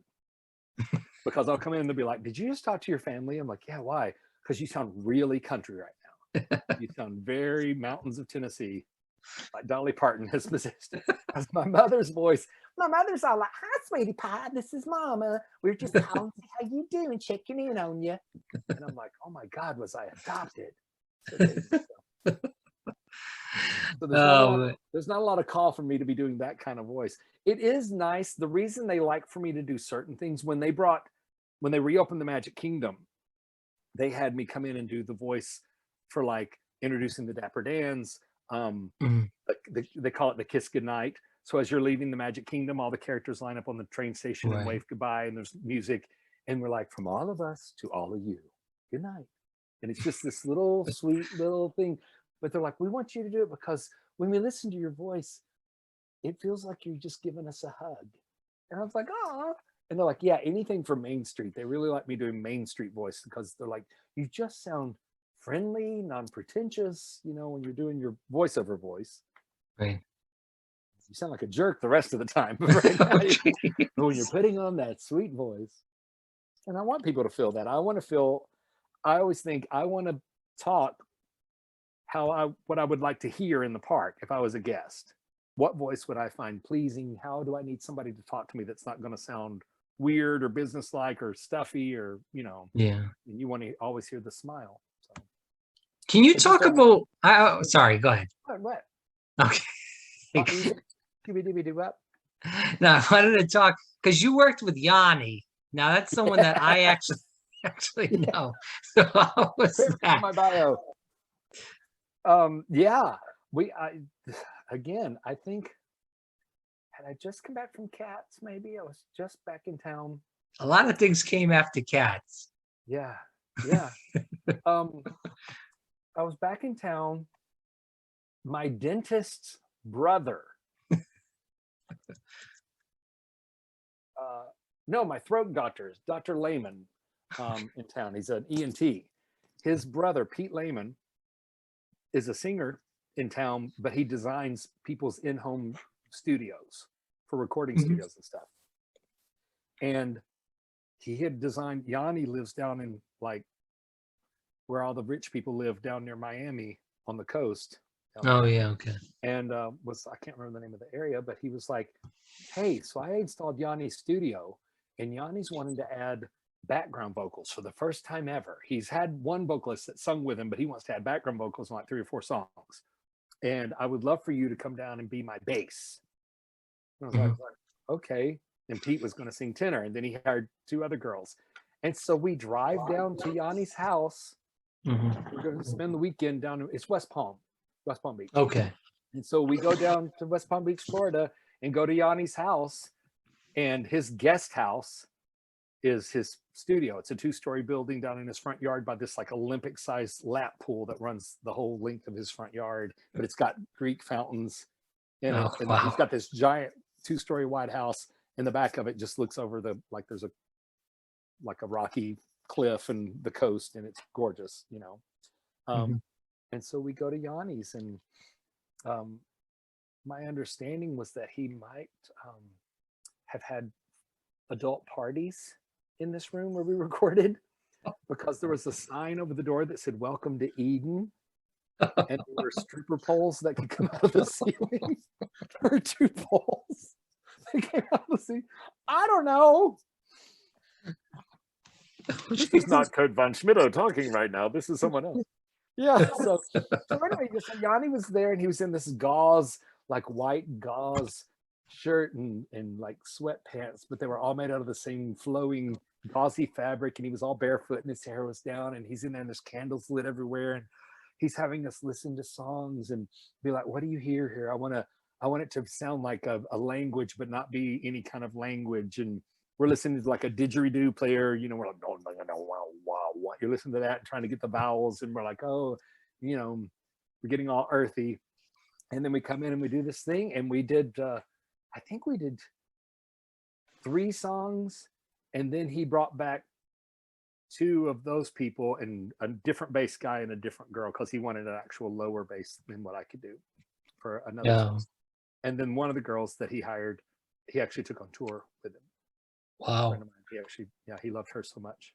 He took her on tour. So it was cool. I remember going over to his phone, like the phone in the where we were recording in his little guest house, and the phone number was written down on it, and I put it in my phone, in my little flip phone at the time. So I always tell people, like, hey, you want to call Yanni? I have his guest house phone number. Never did. I never called him. But all I remember is, this could be why he replaced me, because I asked for a picture. I said, "Can I get a picture with you?" And he goes, "No, no, no, no." And I was like, "Okay." Like he wouldn't let me do a picture. And then I didn't get hired back for the next session. I'm like, "Well, you asshole." I'm sorry, you. Yeah. You know who I could see you doing well as far as impressions? Robin Williams. You remind me of like Robin Williams, where he used to do all Oh those my gosh. impressions. We did, a lot of the work, the last work that I did at Disney when I wasn't full-time anymore.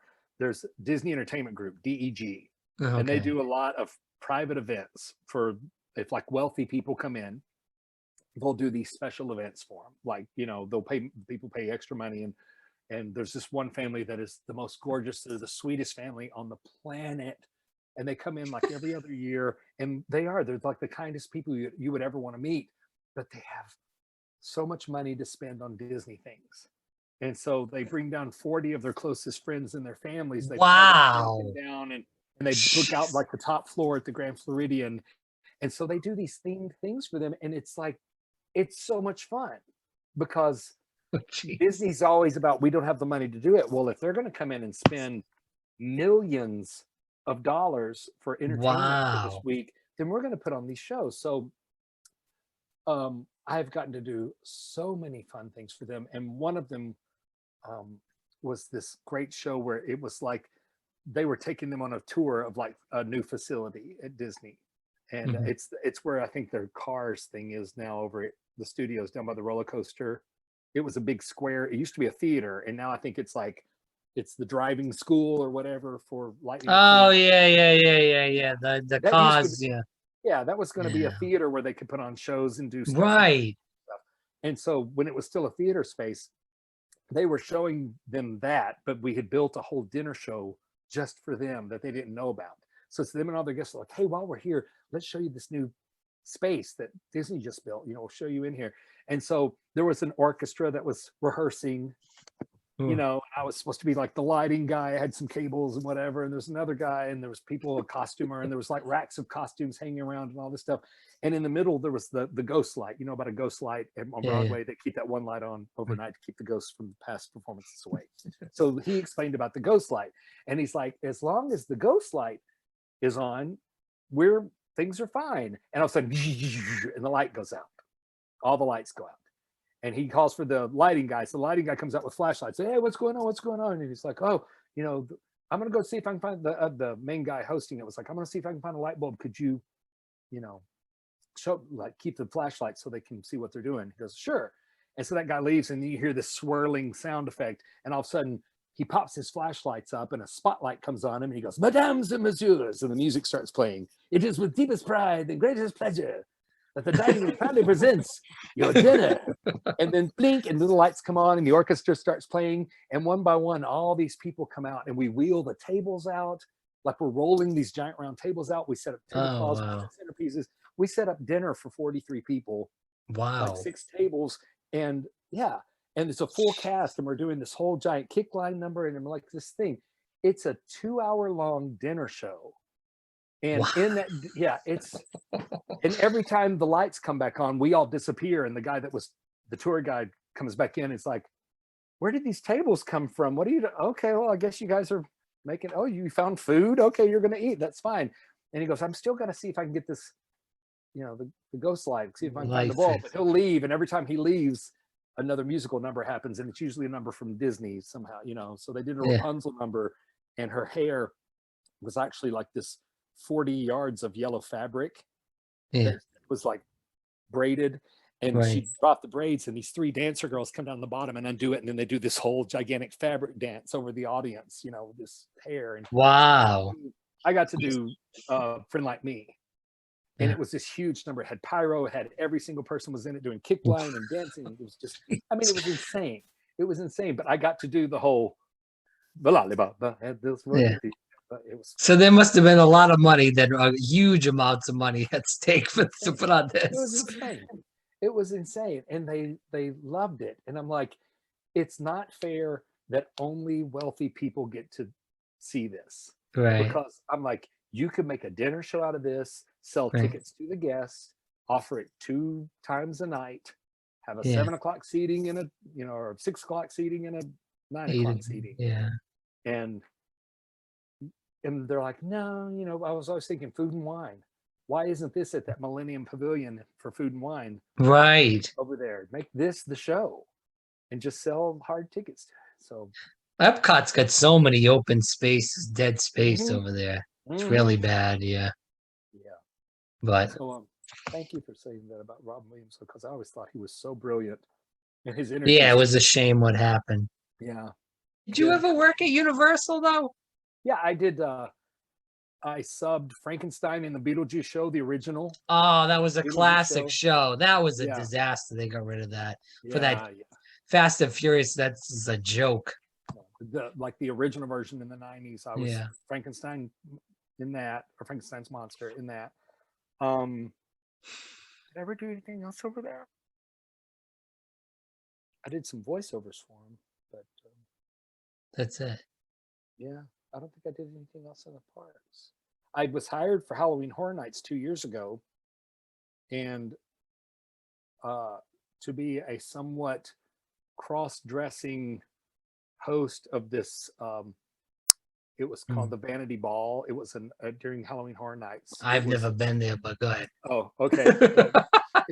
During Halloween Horror Nights, they have scare zones. So out in the street, there's just zones you go through. This one wasn't so much scary as it was just kind of repulsive. And it was a fashion show. It had these 2 runways and a tower in the middle. And the host was sort of like this flamboyant. He was wearing thigh-high boots and a bustier and like this glitter jacket and this giant butterfly headdress and full drag makeup and whatever. He was just kind of the host. And it was these people doing runway fashion, but it was how much they had distorted their looks with plastic surgery. So like their faces were like ripped open and fingers were applied to it. Was like morbid. It was really gross. I always wonder though, when you do stuff like Halloween Horror Nights, does anybody like try to do anything crazy like to you? I guess, yeah. Well, I got trained in to do. That's the first time I'd ever been trained in to do a thing there. And my training basically was come on opening night and watch the guy do it. I was like, okay. So I came and watched the guy do it that night, and they're like, okay. So if we ever call you in, just make up whatever, do whatever you want. Just host a fashion show and talk to the guest and try to be gross and try to be scary and try to be non-gender specific. And it's like, okay. And they called me in twice, I think, in the whole run to do it. And in both times I couldn't do it. I had something else going on, Okay. And so I never got to do it. I still have an ID for there, and I don't even know if my ID works. They never sent me anything saying, you don't work here anymore. I can't imagine that it works. However, one day, if you get time, you can check it out. Well, and I just auditioned for the Ragtime Gals over at Jimmy Fallon's ride. It's his I barbershop haven't quartet. been there. Okay. Oh, okay. Jimmy Fallon's got a barbershop quartet that he does on Right, his show. right. And so they do the Ragtime Gals in the queue while you're waiting in line for his ride. And they come out and they do like pop rap songs in barbershop style. So it's actually very funny. And I saw they were having auditions, and I know the people, they're hired through an outside company. And so I knew the people that run the outside company. And so I couldn't go to the audition, but I just sent them my video and said, hey, I'm interested in this. And they're like, you're hired. Oh, wow. So I'm going to be subbing that, I think. So. Oh, okay. That's good. Yeah, that'll be something. So last few questions. So first of all, what's your favorite gig that you ever participated in? I mean, there's been many, I'm sure. My favorite gig.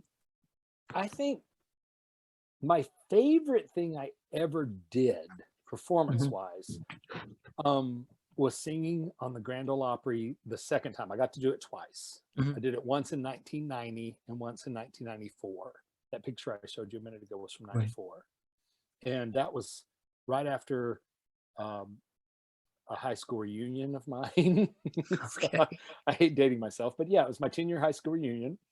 And so all these girls from my high school reunion came to the Opry. It was packed. Oh, wow. And I remembered it. I had somebody illegally film it from the back. So I have video footage, it's shaky, but I have it. but got a standing ovation, and it was just so awesome because it was the first time I remember taking control of the stage. My voice is the best it's ever sounded back then. That was the best it had ever sounded. And doing that and having thousands of people give you a standing ovation for just being you. Yeah. As opposed to being part of, I love being invocative. I love that we get standing ovations, and I love that people love our music, and hundreds of millions of video views, you know, on social media. I love that. But that's vocative. You know, it's me being part of a group. Yeah, Whereas this is you. I love it that it was just, here's Curt Von Schmidten on stage singing, and people went crazy. So that's probably that. I always say that's the highlight of my career was. How do you, I want to ask you this though, as a person that's been on stage so many times, how do you get out those jitters when you're on stage? Did that take a long time for you, or do you do some sort of? Sometimes you still do. Sometimes you still do. And usually these days it has to do with how prepared am I. We've got a vocative concert coming up in September, and we're adding 3 songs off our new album that are epic. They are huge songs. They're like 28 pages of music. Wow. We have that I need to memorize that I have not memorized yet. And there's 3 of them. And so I'm like, okay, I mean, I've started memorizing them, but I don't have them memorized yet. So it's like, I have to get them down enough where I don't have to think about them. And that just comes with singing them day after day after day after day after day. But anything else, anything that if I ever get nervous about something, it's usually because I'm not prepared. Okay. That I haven't had enough time to prepare things. They hired me for a food and wine event. And it was like every weekend I would come in, and it was this thing at the Millennium Village tent or whatever it was at Epcot, that big Millennium Village. They used to be called Millennium Village. Right. And I was like this ringmaster, Willy Wonka-esque. I had this giant wig and a top hat and a big curly goatee and mustache and this flamboyant outfit and a staff. And I would lead the people in and blah, blah, blah. And I would do this thing, and I would sing a song. And then I would have to introduce all the acts that were going to perform during the night. And each weekend they had themed it differently. And so it was different acts each time. So they would give me, that night, they would give me this list of all the acts.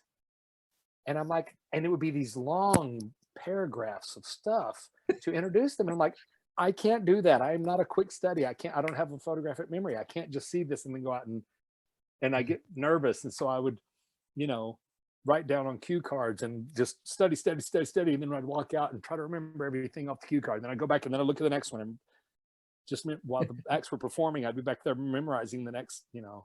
And so I always felt uneasy with that. And I don't like those kind of situations. I like being able to prep. It keeps me from getting nervous. But now I only get nervous if like family, you know, if I can do a concert for 1 million people and not be nervous.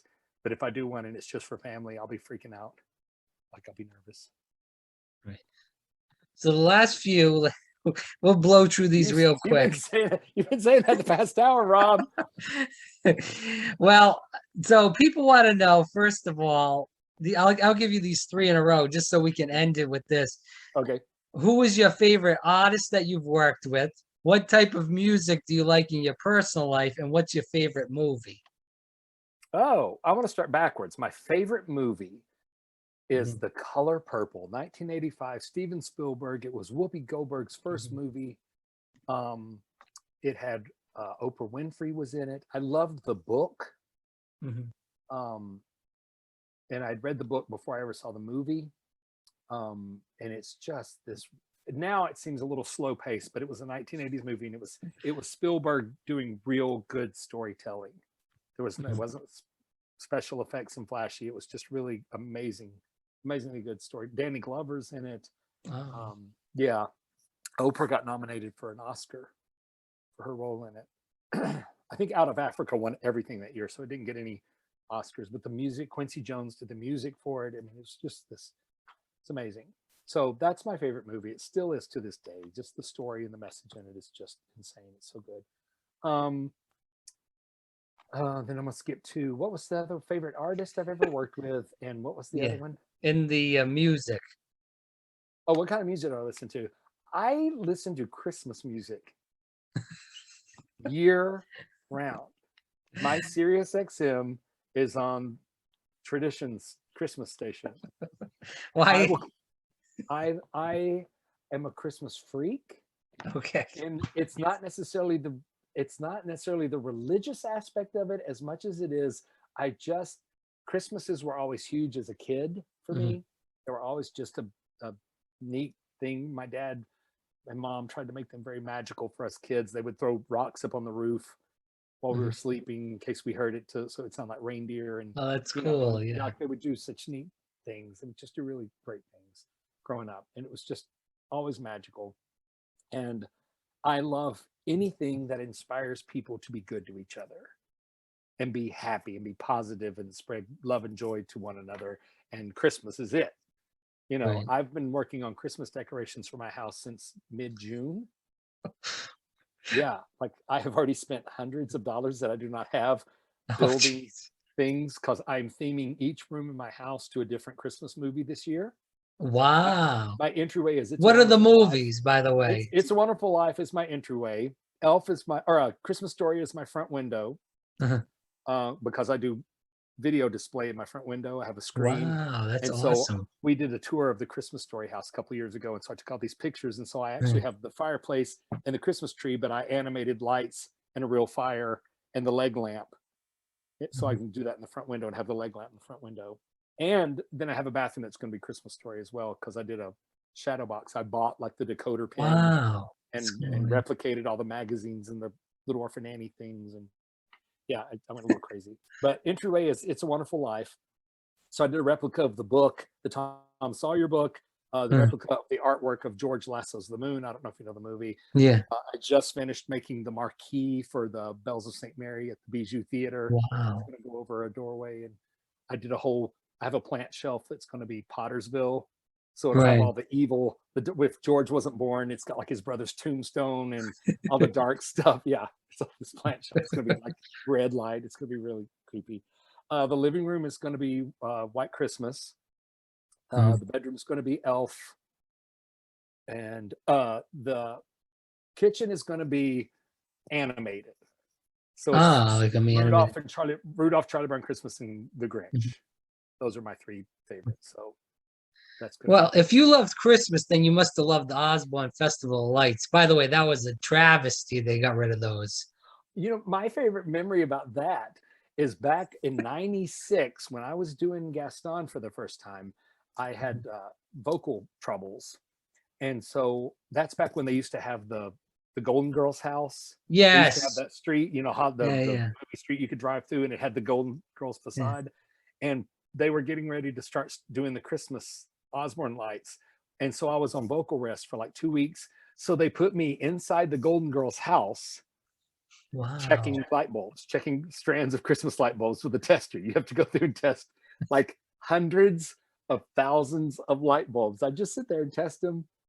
Test the next one. Test. You were inside the house doing this? It's like a facade. It's a facade, it kind of has a building to it. Like it's just lumber and timbers and stuff, holding the roof up. The front looks like the real house, and the inside is just bare timbers. But there's like a table in there, and there's stuff, you could sit there. And so that's TV history. I know, right? And so when I was in California, I actually went to the Golden Girls house, where the real one that they filmed for the TV show, and and just took a picture in front of it, like I'm in front of the Golden Girls house because I'm stupid. Hey, that's one of my favorite shows. Actually, the TV shows that I love, and I'm 32, people make fun of this, is Matlock, Andy Griffith. And I like the Andy Griffith show too. Murder, She Wrote too. I need to sit with my Afghan. Murder, She Wrote, Matlock, the Andy Griffith Show, Golden Girls, and Seinfeld. I love Seinfeld too. You're an old soul. You're an old soul. I was raised on Andy Griffith. That was my parents. I got to sing a thing for it was called My Hometown at Opryland. When I worked there, they did an Andy Griffith reunion, and everybody was still alive. So Andy Griffith was there, and Don Knotts and Jim Neighbors, all those people were there. And so you got to meet them on no? I didn't get to meet him. I didn't get to meet him, but I sang a song for him. I sang the song called My Hometown that Jim Neighbors sang in the show. And so I got to sing that. So I got to see him. but I didn't get to. I heard Andy Griffith was a good guy. I don't know anything about that, but I can only imagine. What was the other question? You had 3 questions. Music? Yes, the artist that you worked with personally. You know, you may not know who this is. Do you know who Minnie Pearl is? I don't. Okay. Sorry. I know it's a shame, but she was like the queen of country comedy, and she started out on the Grand Ole Opry. She was just this country comedian on the Grand Ole Opry, and she does this howdy, and everybody go howdy, and she goes, "Boy, it's just so great to be here." And she's in like this little, you know, gingham dress and this little straw hat with the price tag still hanging off the end of it, and she did that character for 70 years. Probably. She was my commencement speaker at my college graduation. Sarah Cannon is her real name. And then I got to work with her many, many, many times at Opryland, because the country show we did, we would do like special events and convention shows, and they would bring her in. The show was, I told you, it was a history of country music, and we would imitate artists. Well, what they would do, we'd go to a convention, and you know, we're like, "Ladies and gentlemen, Patsy Cline," and the girl comes out dressed like Patsy Cline and sings one of her, you know, part of her song, and then so and so. Well, what we would do is like, "Ladies and gentlemen, Conway Twitty," and the real Conway Twitty would come out, or Lee Greenwood, and Lee Greenwood would come out and sing, you know, like 4 or 5 songs. And then we do like Cousin Minnie Pearl, and she would come out. The real Minnie Pearl would come out and do her comedy. So she was awesome. She always remembered your name, which blew my mind. Because I'm like, how do you remember I'm nobody, you know, like, but she were, "Oh, Curt, it's so good to see you again." I'm like, "Yeah, it's been a year. How do you remember my name?" You know, we're hugging, and she was sweet. I would say out of anybody that I've ever worked with, I remember that she told me a story about, she was doing state fairs back in the 40s, 50s. And, it was a rainy night, and she was playing in a tent with her band, and like 3 guys were in the audience. And so she just fluffed through her show, and she didn't do anything. And she was just like, not doing punchlines, telling punchlines to the band, just screwing up jokes on purpose because she didn't care. And she got a letter or something, or a phone call to her agent. And her agent said, "What did you do? You fluffed through your show. There were guys here from Broadway that were looking at you for this new musical called Oklahoma." They were going to cast her as the original Ado Annie in Oklahoma. Right. And they said they wouldn't hire her because she was the most unprofessional person they'd ever seen in their life. There's no way they would hire her. And she said from that minute on, she realized, when you're doing your show, and I have held to this day, if it's 5 people or 5,000 people, you do the same show. You give them all the escape, and you give them their money's worth. And but is it tough, Curt? Like when you have Frozen, and you're doing these jokes, and you've done these jokes 100,000 times, and you know there's like 10 people in the audience, or even if there's, you know, 3 or 4 rows that are full, and the rest of the audience is back there, no one's laughing. Yeah, half of the people look like they're on drugs or they're sleeping. You still do the same show. You might go a little quicker through some things, because if you don't get infectious laugh, like if you don't make some people laugh so then everybody else laughs, if it's not happening, you're like, okay, it's not going to work. We'll still give them the same show. We'll still get through it. You just won't embellish. You won't go through for, you know, you won't make a 10-second bit, a 2-minute bit, like sometimes we are known to do, you know.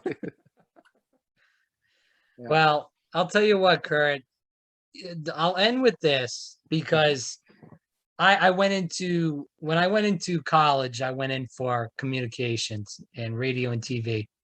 And then I met a good advisor, and he said, "You should go into acting." Then I met another advisor that said, "What the hell are you going to be, a tree for your life?" So I've got all kinds of. That was the smart one. So I kind of stuck with him, but I respect what you do. I respect what the people that, you know, as I said, I go to Disney a lot, what they do. But the question is, because I know it's so hard for actors to really get a good paying job, especially now with COVID, because a lot of these places are shut down, whether it's Broadway, whether it's even in Orlando. A lot of these shows at the Dr. Phillips Center, some of them are coming back.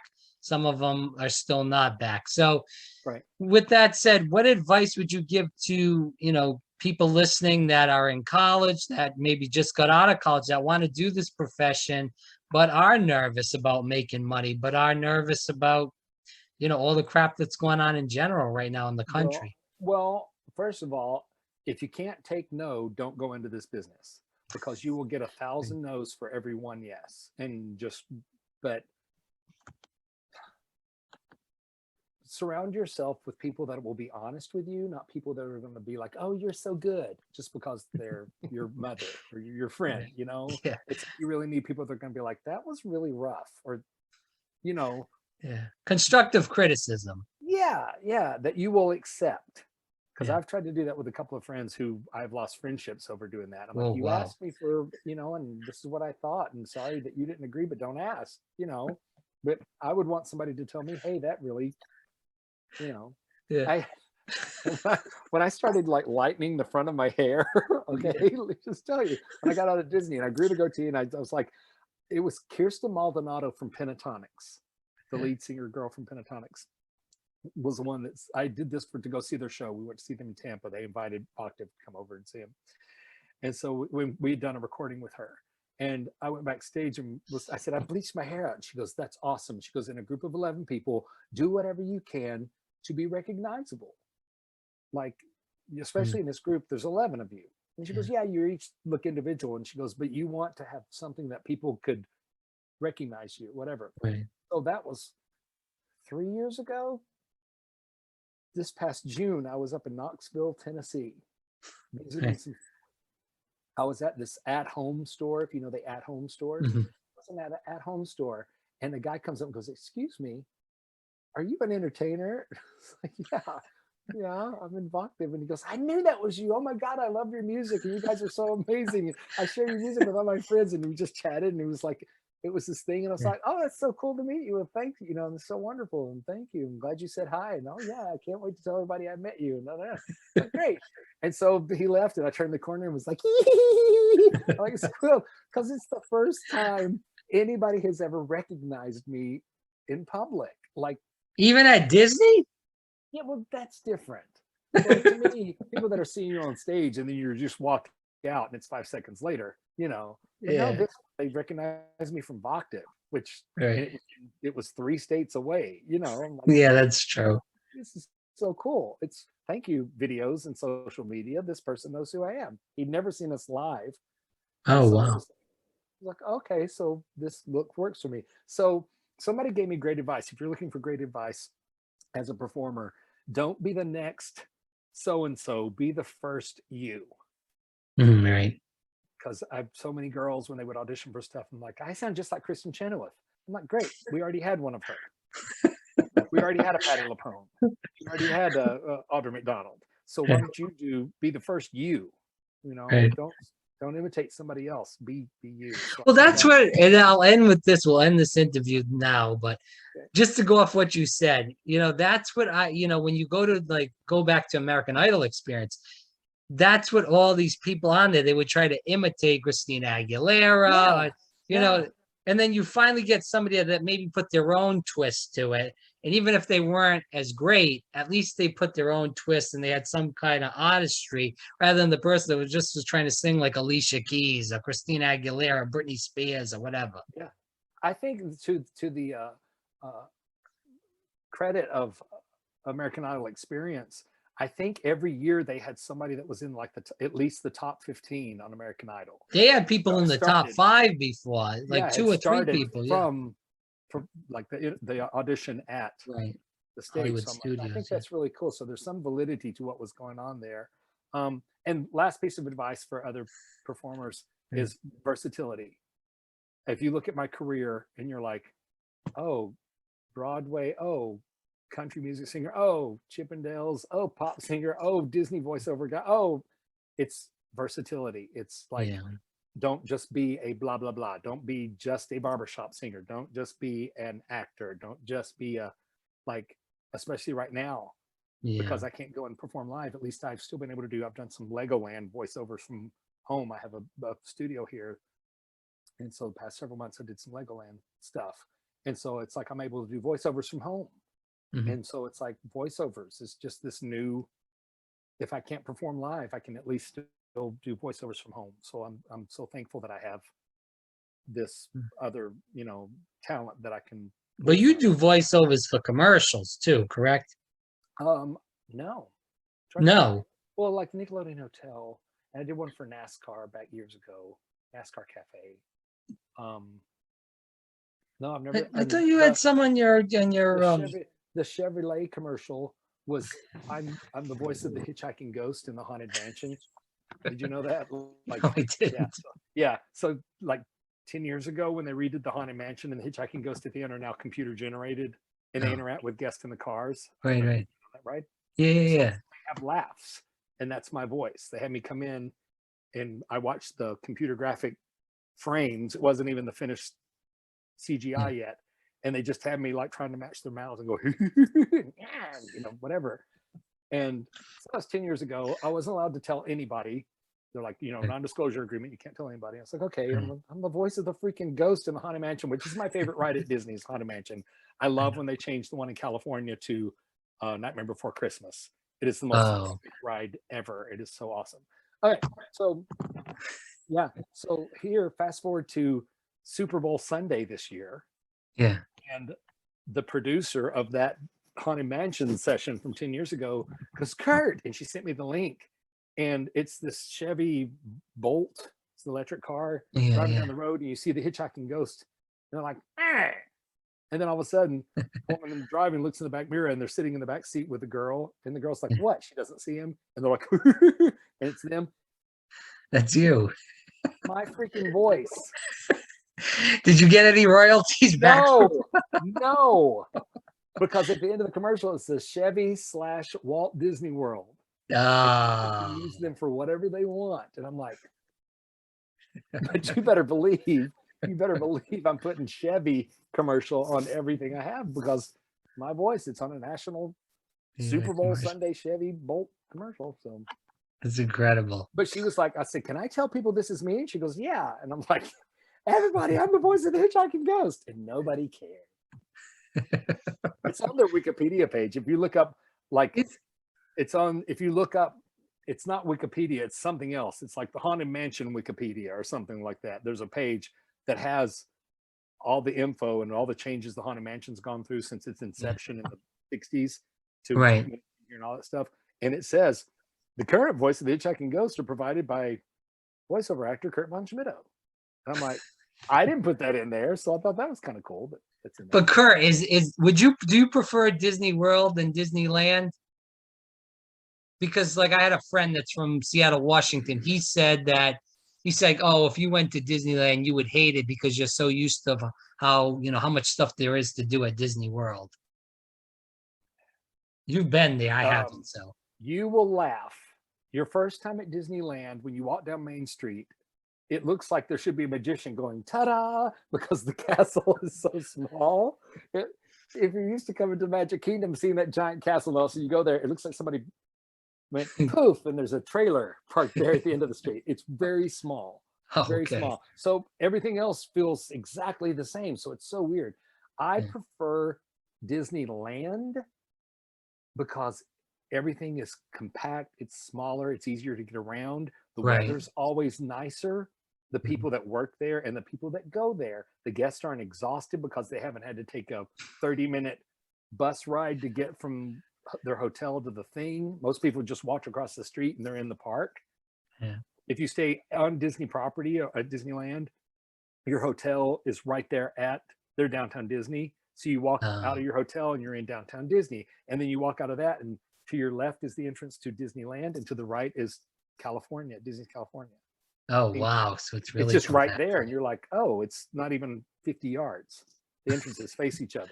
Right. And so you go there and you're like, everybody here really is happy.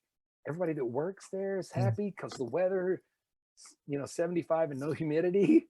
Right. And the guests haven't had to schlep around for hours before they even got in the park. And, I tend to like I tend to like Disneyland. And plus, I like the fact that Walt built it and was there. I got to tour his apartment when I was there several years ago over the fire station, and that was just a treat because it's still all his old furniture is still in there, and punch bowl sets, and I touched his toilet, and and it was like, what pooped here? What? Have you been in the Cinderella, like the little apartment on the castle? No, I've seen pictures of it, but I've never been up there. Oh, I'd no, love I to, know though. it's only like very few people get that. Yeah. Probably the people that you did the show for, they probably could get it there. Yeah, exactly. They would get it. Exactly. All right. All right. Well, Curt, hey, this was such a treat. Honestly, I'm gonna sorry to just have talked for so long, and I don't know how I'm gonna send you these files. They're gigantic, but it's well, if you can, it's 2 cool. We'll hours just and go with 30 this. minutes. 2 hours and 30 minutes. Let me end with this. So everybody, thanks so much for listening. This was Curt Von Schmidten. Did I get it right? Yes, that was it. Thank you. All right. This was Curt Von Schmidten here on Fire Breathing Rob, and he is a legend. Curt, first of all, thanks for coming on. Thanks for reminiscing with me about Disney and all this other stuff. You know what? My thing So it is, means a lot. Thank you, Rob. I appreciate that. And it's like I'm no better than anyone else. I have had very lucky moments, and you create opportunity. You seize the opportunities when they come along. Don't be afraid to try new things. And I never thought at my age now that I would be in this a cappella group that's touring and making albums and doing all that. So everybody right now, please, I'm going to plug this. Please go to voctave.net, voctave.net, and check us out. And make sure you watch all of our YouTube stuff and buy our albums, and keep your eyes peeled for an upcoming album. Hopefully in October, we'll have a new album coming out for the holidays. So before you go, I know you plugged Voctave, but besides that, what else are you going to be doing? Is that just kind of your main scope right now? That is it. Other than you'll hear me all over the parks, you'll hear me especially at Epcot, and for the 50th, you'll hear me a lot at Epcot. So if you're in the parks, listen for this raspy old voice telling you to enjoy the rest of your day here at Epcot. Oh, shoot. All right, Curt. Hey, it was a pleasure, though. Seriously, Thanks, Rob.